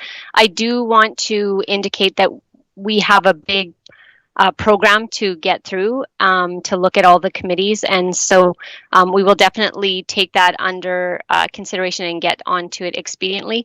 However, I don't think we can wait to advertise the police service board to get all of those together, just because it is a big job.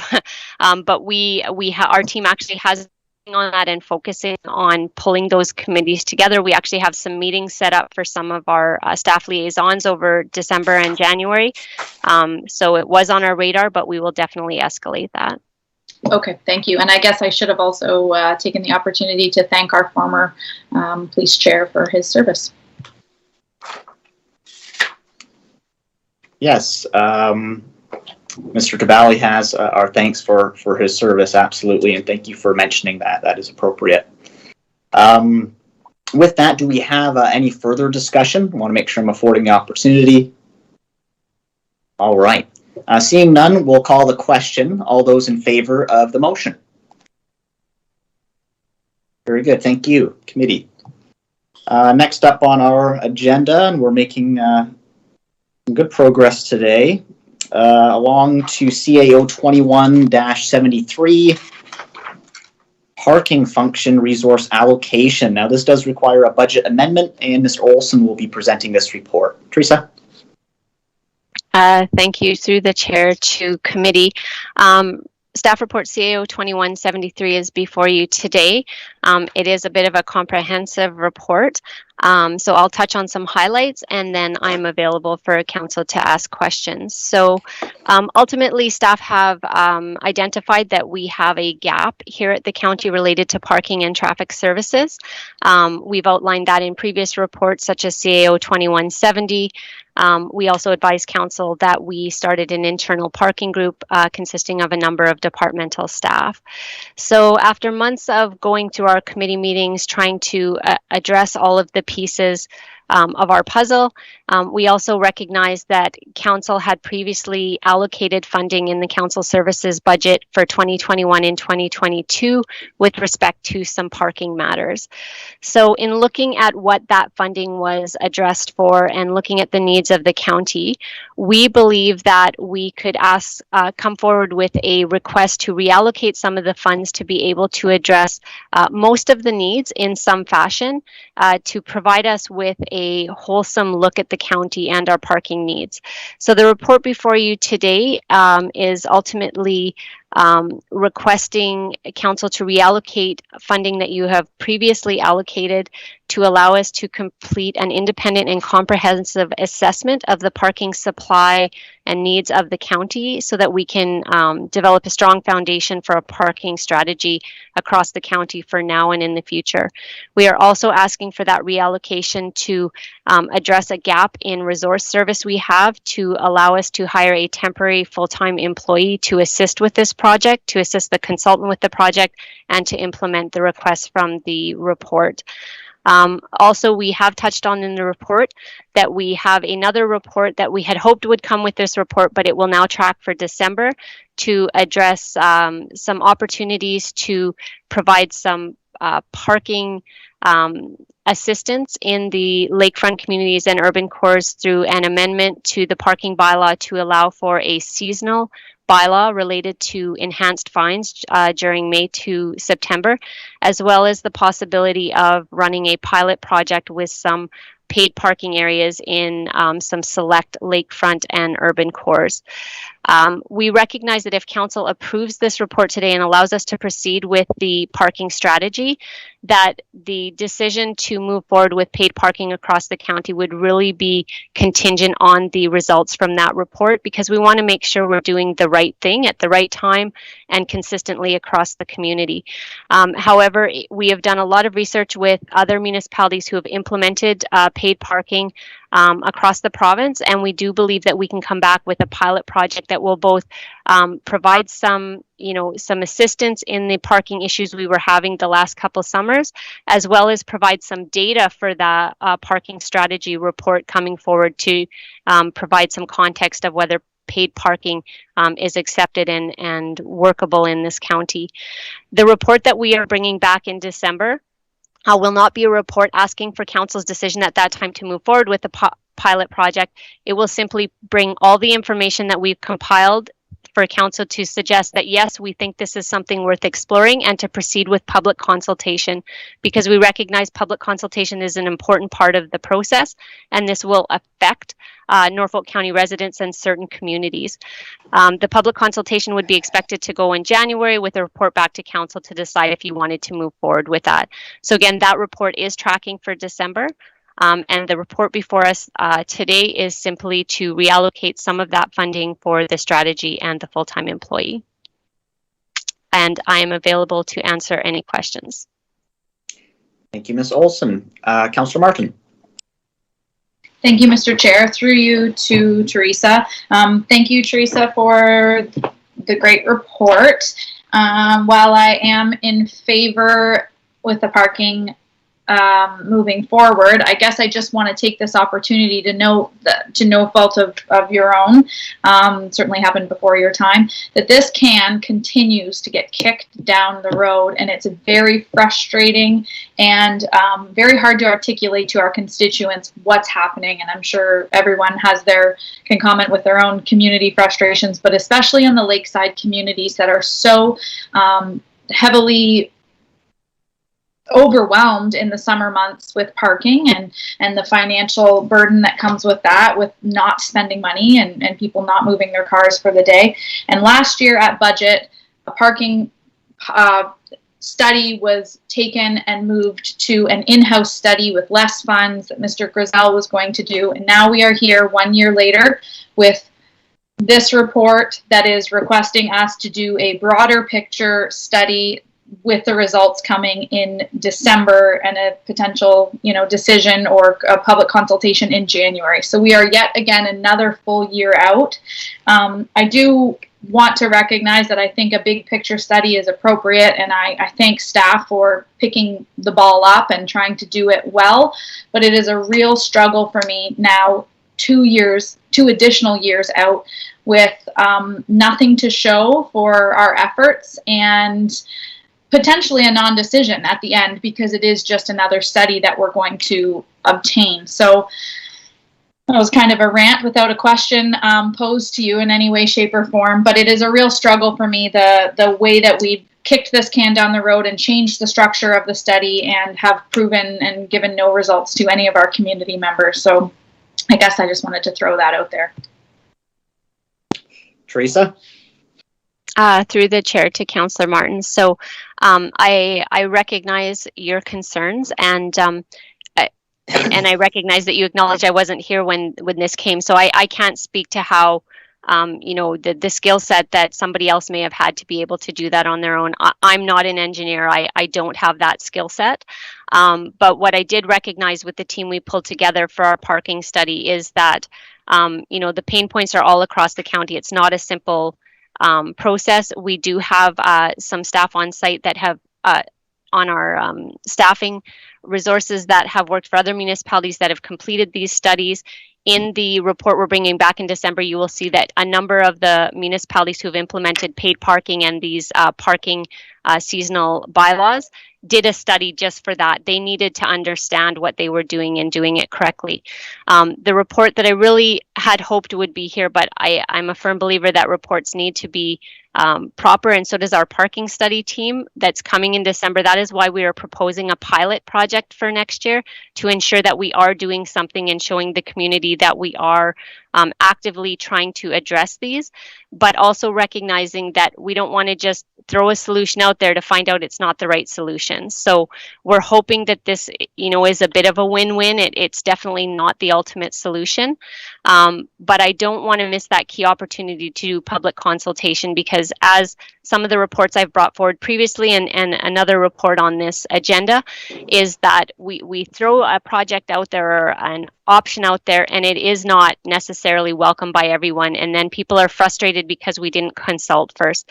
So our parking group is very adamant that we provide that option, and so we want to respect that. Yeah, that's great. I really do appreciate that aspect of it for sure. So thank you for bringing that up. Mr. Chair, I did forget to mention, my only question to staff is, what are the requirements of that staffing position? What qualifications are required that we need to pay someone $145,000 for 18 months?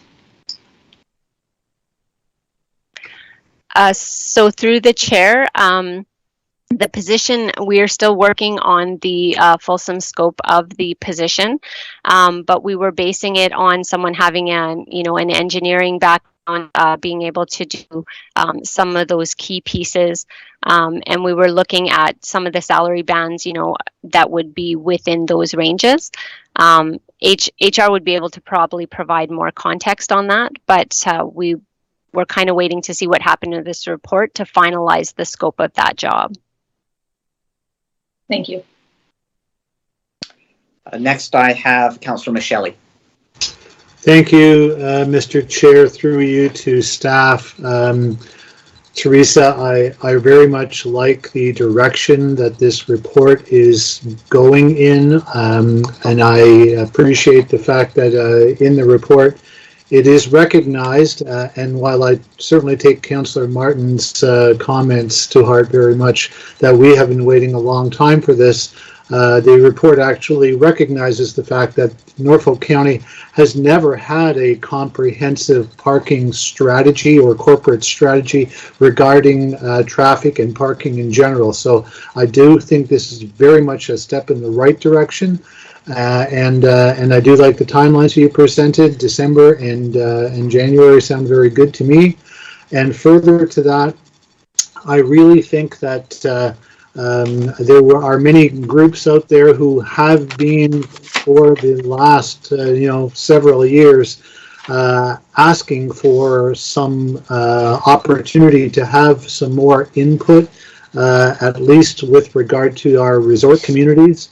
And I know that those groups have been included in this strategy. So I think that all of this is, as you described, Teresa, I think that this is a win-win for everybody. Thank you. Thank you, Councillor Michele. Ms. Olson, did you wish to respond? Yeah, I just wanted to make sure that I hadn't provided any false information, but the report coming in December is a report on the seasonal and the implementation of parking meters. The actual parking strategy will take a year to develop. That strategy won't be back in December. I just wanted to clarify that so there was no misconception. Thank you, Teresa. I understand. For that, Councillor Columbus. Mr. Chair, question here. Norfolk bylaw, they've been talking about increasing parking fines for a couple of years now. And are we waiting in any way for a year or so before we increase those fines from, say, $30 to $50? Or does that have to be approved down the road through the more reports? Or can we just proceed with increasing those fines? Teresa? Through the chair to Councillor Columbus, we've actually submitted that request already to the province. It takes a few months for the MAG to approve those. So those minor changes have already been submitted. We should see them probably implemented within the new year. The report that's coming in December will be providing kind of an enhanced for certain areas, and then we would have to resubmit that at that time for those specific areas if approved by council. Thank you. My second question, this report that we have in front of us talks about $350,000 spent in 2022 for the installation and maintenance of the smart meters. And, you know, it's of concern to me that we've got resort areas like Turkey Point, Long Point, Port Dover, and a lot of times they're only busy for like 3-4 months of the year, and they're usually on weekends, and yet we'd be spending that kind of money. So can we actually get a payback on that investment if we proceed with it, as to how many years it would take to pay that $350,000 back? Maybe it'd be worthwhile more to put more boots on the ground in the way of resources for enforcement of parking. Teresa. Through the chair to Councillor Columbus, I'm sure our bylaw supervisor would love to hear you say that. But what I do want to recognize is that $350,000 that was earmarked for that project, that is the money that we're asking to reallocate in a different way to do the parking study and the full-time employee, for the temporary full-time employee.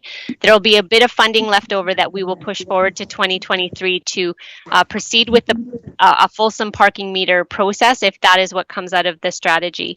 Our initial discussions and review of this matter with other municipalities who have implemented online platforms with a few stationary parking meters to meet accessibility and technology needs is that it will potentially be a cost recovery model. So the implementation for a pilot project should be quite minimal, and we are optimistic that we will recover those costs through the actual collection of the parking fees. So we definitely do not anticipate that it'll cost us $350,000 to implement that. But again, those numbers would come back at the end of 2022 after we kind of see where we're going forward. Thank you, Teresa. And is there any further questions of committee, or would someone like to move staff's recommendation or propose an alternative? Councillor Van Passen, is this staff's recommendation or an alternative? No, to move the staff recommendation. Very good. Do we have a seconder? Councillor Michelli. Is there any further discussion? Seeing none. Those in favor? Thank you. That is carried. Almost finished with parking here. We have CAO 21-88. This is 15-minute parking zones. Ms. Olson. Thank you. Through the chair to committee, I just want to thank you very much for your support on the last report. That will make all of our parking group very happy and engaged in the process.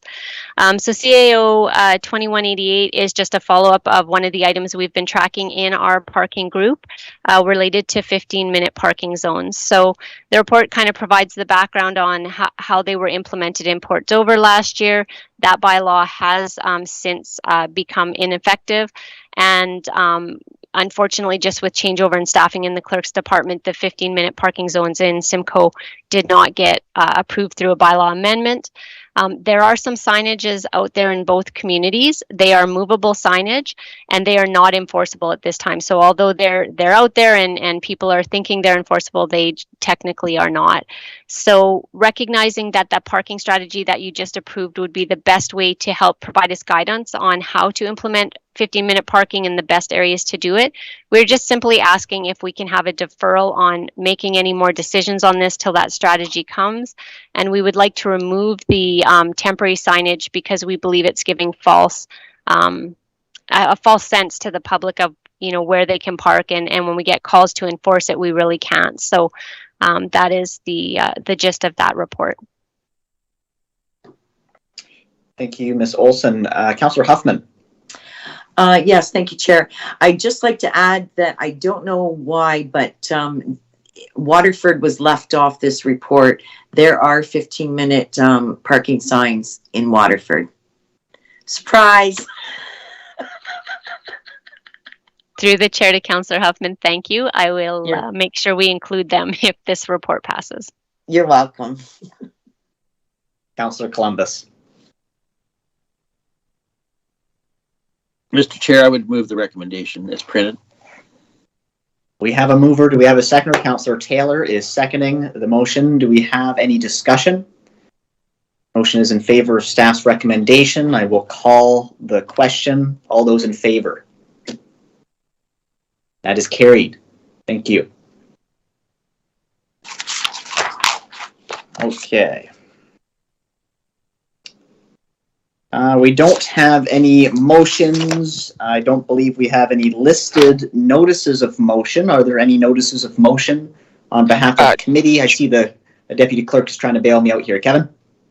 Chair Rabbits, thank you. Through you to committee, we have 2 items pulled from consent. Councillor Columbus pulled staff report CAO 2179 Ward 2 by-election review, and Councillor Martin pulled CAO 2189 Norfolk Arts Center lease. Yes, thank you. I have those notes. We'll go to that as we're arriving at the end of our agenda here.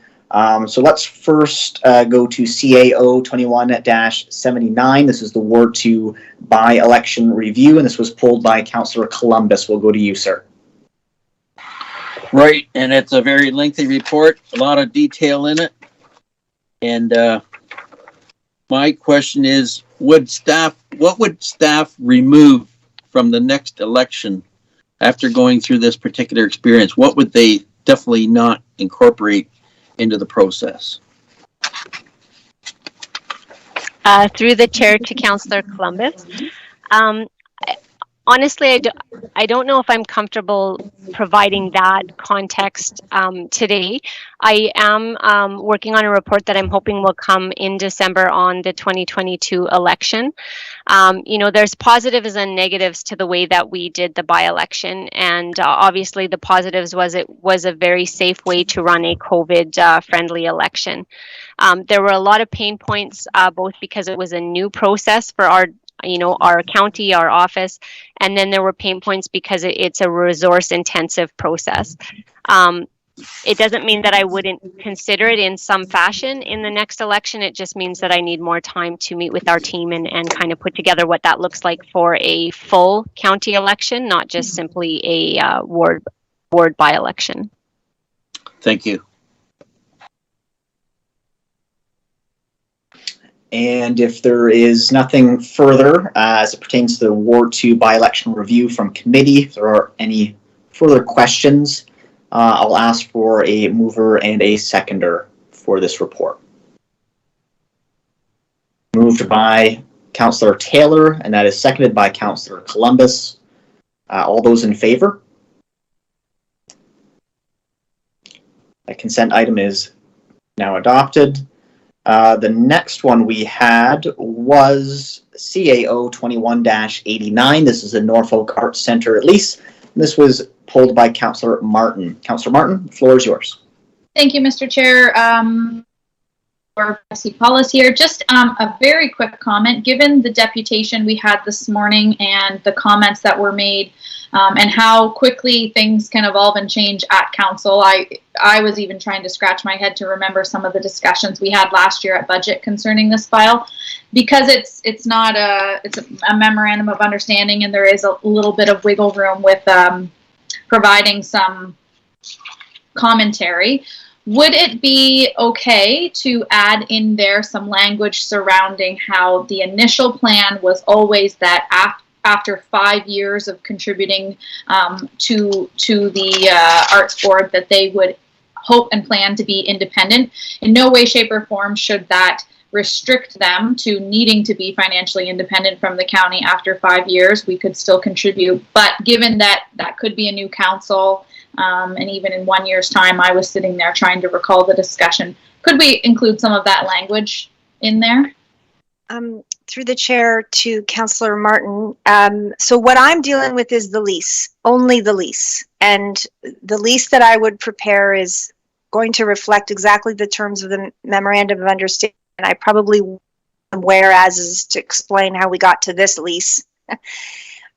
In terms of the money, that's a different question. So that issue, it will remain extant, if you will, under the current MOU language, which is an exhibit to this affidavit, or sorry, I'm speaking in litigation terms. I spent too many days writing an affidavit. Okay, so this report has an attachment A, which is the MOU, and that's still it still governs your relationship on the money side, and I am not at all touching that. So that's a separate conversation for which will come forward. And I see a hand up, but I don't know whose hand it is, and they may be able to speak to the money part. My part is just to get the lease sorted so that they can do a proper sublease for the Catholic board. Okay, understood. Yeah. I guess maybe then if staff. Sorry, we do have Mr. Sloan that might be able to supplement, and we'll go back to you, Councillor Martin. Yep, thanks for that through the chair. And to supplement, I have the pleasure of helping coordinate some matters initially here between Linwood and Norfolk. And so Ms. Budis is correct that the scope of what's before you today is just about the one aspect being the lease agreement, the building, and being able to use and sublet. One of the next steps then is to do a proper financing and operating agreement to take the MOU and translate it.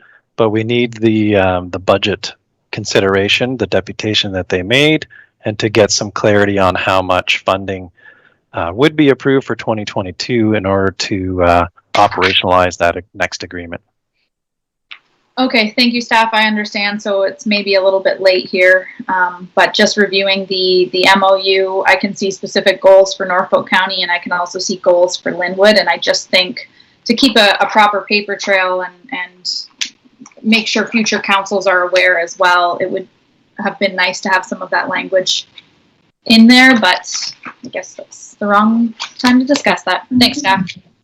May I clarify, Councillor Martin, through the chair, in where, when you say have some of that language in there? So because it could still possible to include some of that language in a future grant agreement. So I'm not.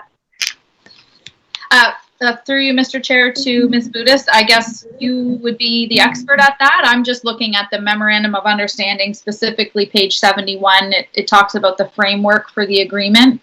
I'm just thinking that would be a healthy reminder for future councils what the original plan was when we came to this discussion. I don't want any restrictive language in there that would prohibit funding to go to them. I certainly want, that discussion to be able to happen with the council of the day, but just because a lot happens and you forget quickly.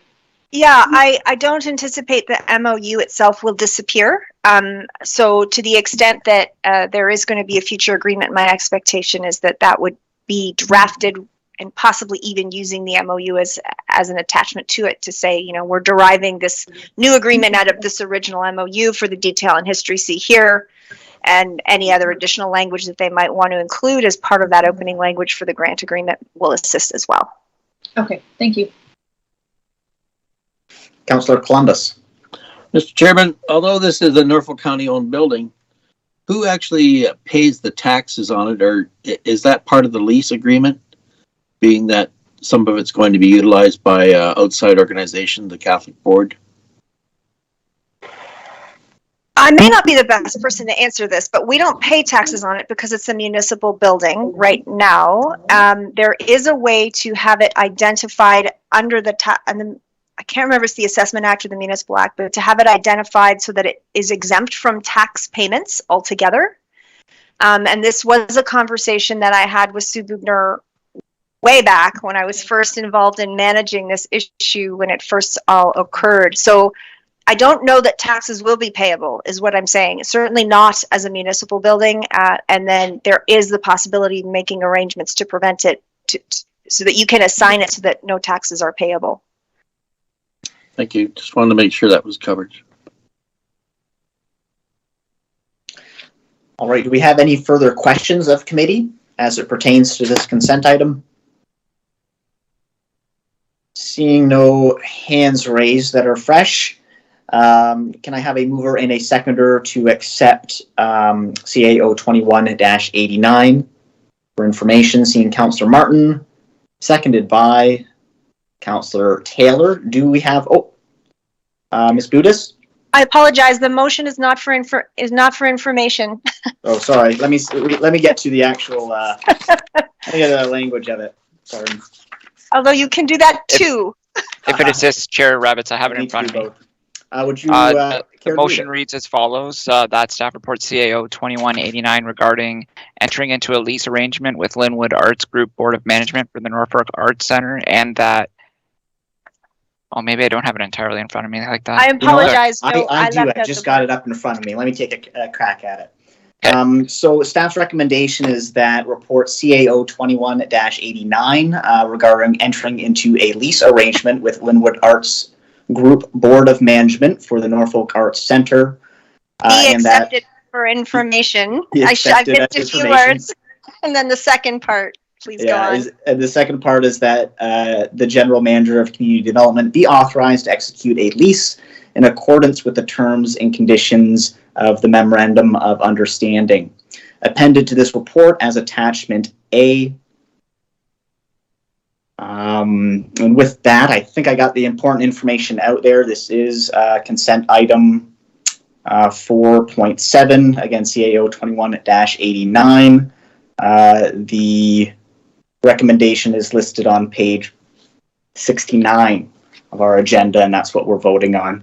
So I believe I had a mover and a seconder, but perhaps if you could refresh our memory for the clerk and myself. We had Councillor Taylor. That was seconded by? It was moved by Councillor Martin, seconded by Councillor Taylor. Gotcha. We got their names in there. We're all on the same page. Is there any further discussion? Before I call the question? Seeing none, I will call the question. All those in favor of the motion as presented? That is carried. Apologize about that, folks. We got through it. So with that, we've gotten through all of our listed agenda items. We had gotten through our pulled consent items, and we are at the motions. There are none this evening, and I was advancing the agenda to the notice of motion portion. I didn't have any listed. Is there any notices of motion from committee? Not seeing any hands raised. We do have 2 in-camera items. One was pulled, as noted in our agenda. But before we go into closed, I'm just looking. Yeah, we do need to go into closed for those to receive those. Okay, hold on here. If it assists Chair Rabbits, so what we're old one. The others are what memos. we're wishing to do as staff is staff do not need to enter into closed session regarding CAO 2173, the closed companion memo. It will stay confidential as we had discussed last CIC as well. And staff report CD 21-120 recreation MOU update will be added to a subsequent upcoming meeting. And then all that remains is staff are requesting to go into closed session to discuss staff report CD 21-119 DTS Riverfront lands. So what I had proposed we do is we receive the closed companion memo information as information now, and then we follow up with a motion to go into closed session. Thank you, Deputy Clerk. I very much like that plan.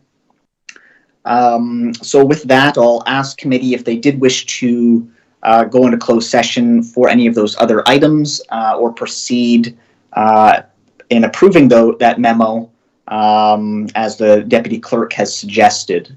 Do I have a mover and a seconder to accept our closed companion memo, CAO 21-73?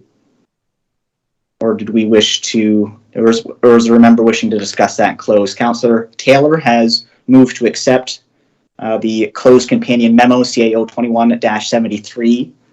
Do we have a seconder?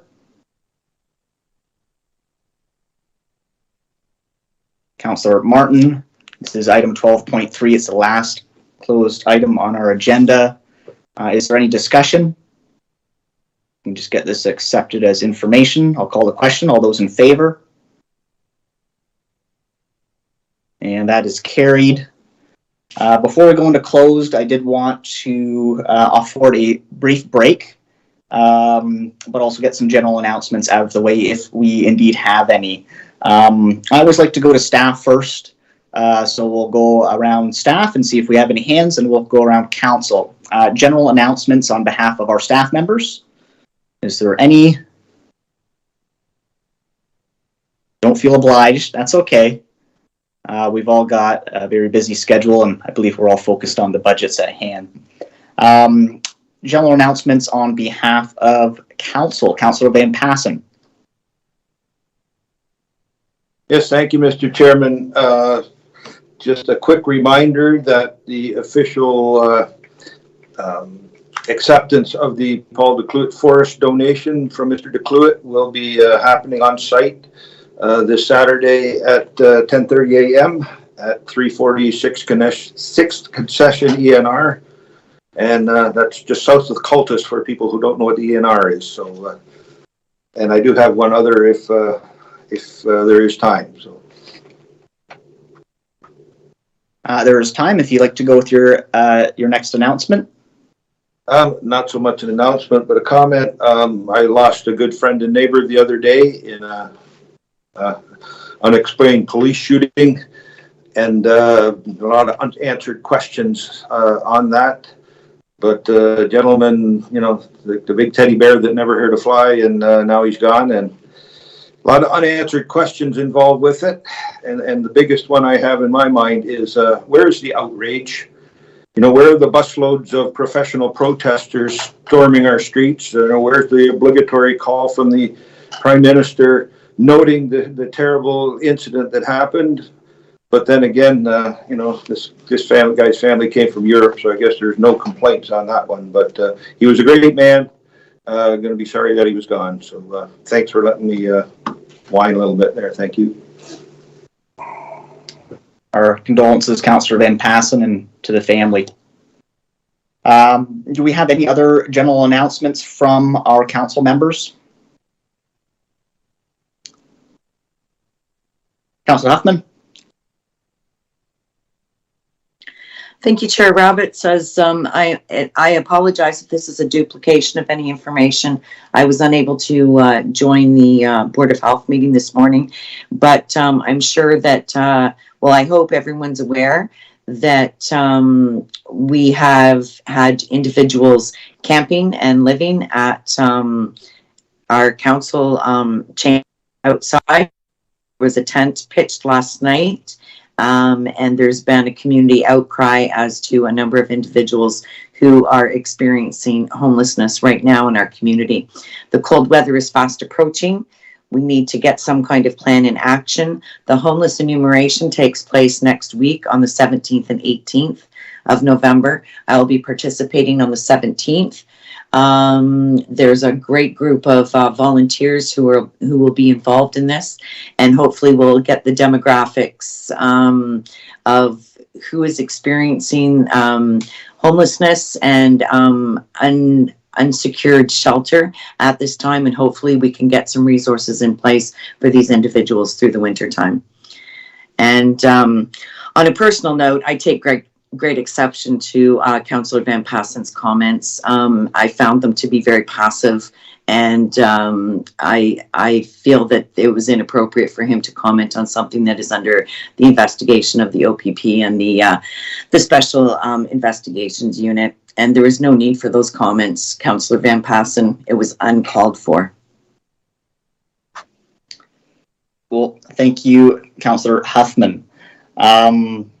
I have an announcement of my own, and it's a thank you to committee. I've been chair for the last 6 months, and this is actually my last time chairing council and committee. I've served my term. I appreciate the opportunity. Next up will be Councillor Taylor as your CIC chair. I think one note that I would make is I found it a very engaging and process, and I just appreciate that we've all been afforded the opportunity to chair a meeting. I think it really creates some empathy around the table when we've all had a chance to sit in the hot seat, so to speak, and try to administrate our meetings. It can be challenging at times, it can be rewarding at times, but I think it is a real testament to this council's dedication to attempting to build consensus, thinking of democracy and affording everyone their fair turn. It's unfortunate that Councillor Vanden Drieschy joined us late in her term, replacing Councillor Geisens, but she has had the opportunity to chair our budget meeting. So I just wanted to note that it's not necessarily unique to Norfolk County, but it is unique to Norfolk County Council that we've decided to rotate our CIC chair in the manner in which we do. But I just wanted to thank you for making my experience on this end of the table a good one. And I look forward to supporting Councillor Taylor and the rest of you when you have your opportunity. So with that, I think I do want to just afford a brief break, kind of judging by faces how long that needs to be, 10, 15 minutes. What are we thinking? Do we need a little longer than that? There is only one item to get through and closed. Kevin, what do you suggest? Thank you, Chair Rabbits. If you could afford me some time during the break to get the closed session set up, so we move the motion prior to going to recess to enter into closed. 10 to 15 minutes is good for my end. All right. Not that it matters. Okay, well, your opinion matters too, Kevin. Do it. So with that, let me read out the closed session. We will vote, and then we'll figure out a brief break. All right. So let's see here. We are going to close session regarding report CD 21-119. This is DTS Riverfront Lands. The reason we are moving into close is pursuant to section 2392C of the Municipal Act 2001 as amended, as the subject matter pertains to a proposed or pending acquisition or disposition of land by the municipality or local board. Can I get a mover? Councillor Taylor, seconded by Councillor Huffman. I don't think there'll be any discussion, so I will call the question. All those in favor? And we will be moving into closed at 3:30 p.m. We'll afford a 15-minute break, and I'll look forward to hopefully we've got the breakout room organized when you return to your monitor. So we'll see you at 3:30, folks.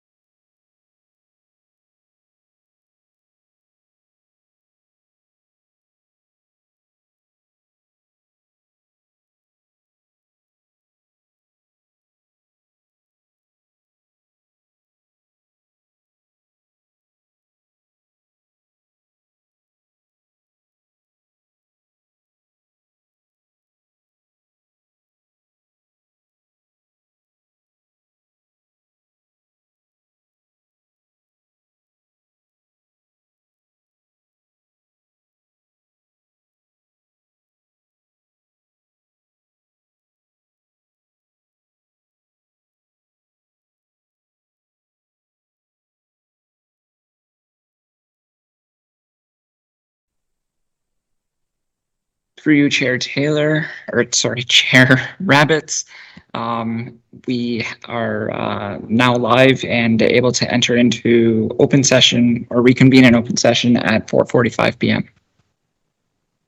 Excellent. Thank you, Kevin. Let's call for a motion to reconvene an open session at 4:44 p.m. Can I have a mover?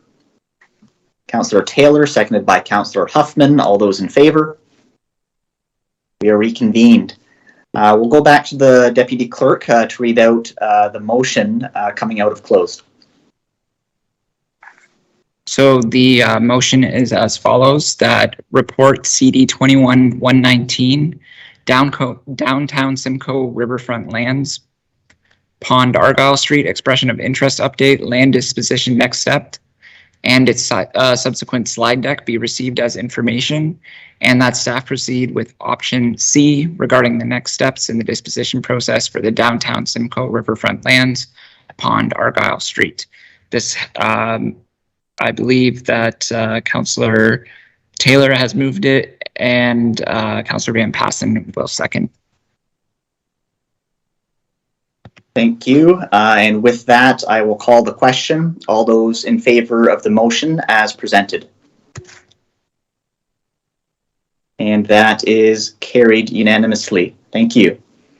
With that bit of business taken care of, we've arrived at the end of our meeting. It's been a long day for us. I want to thank everyone for enduring and for all of the staff that have worked their butts off to make today happen for us. So with that, I need a mover to adjourn. Moved by Councillor Michelle and seconded by Councillor Huffman. All those in favor of adjournment?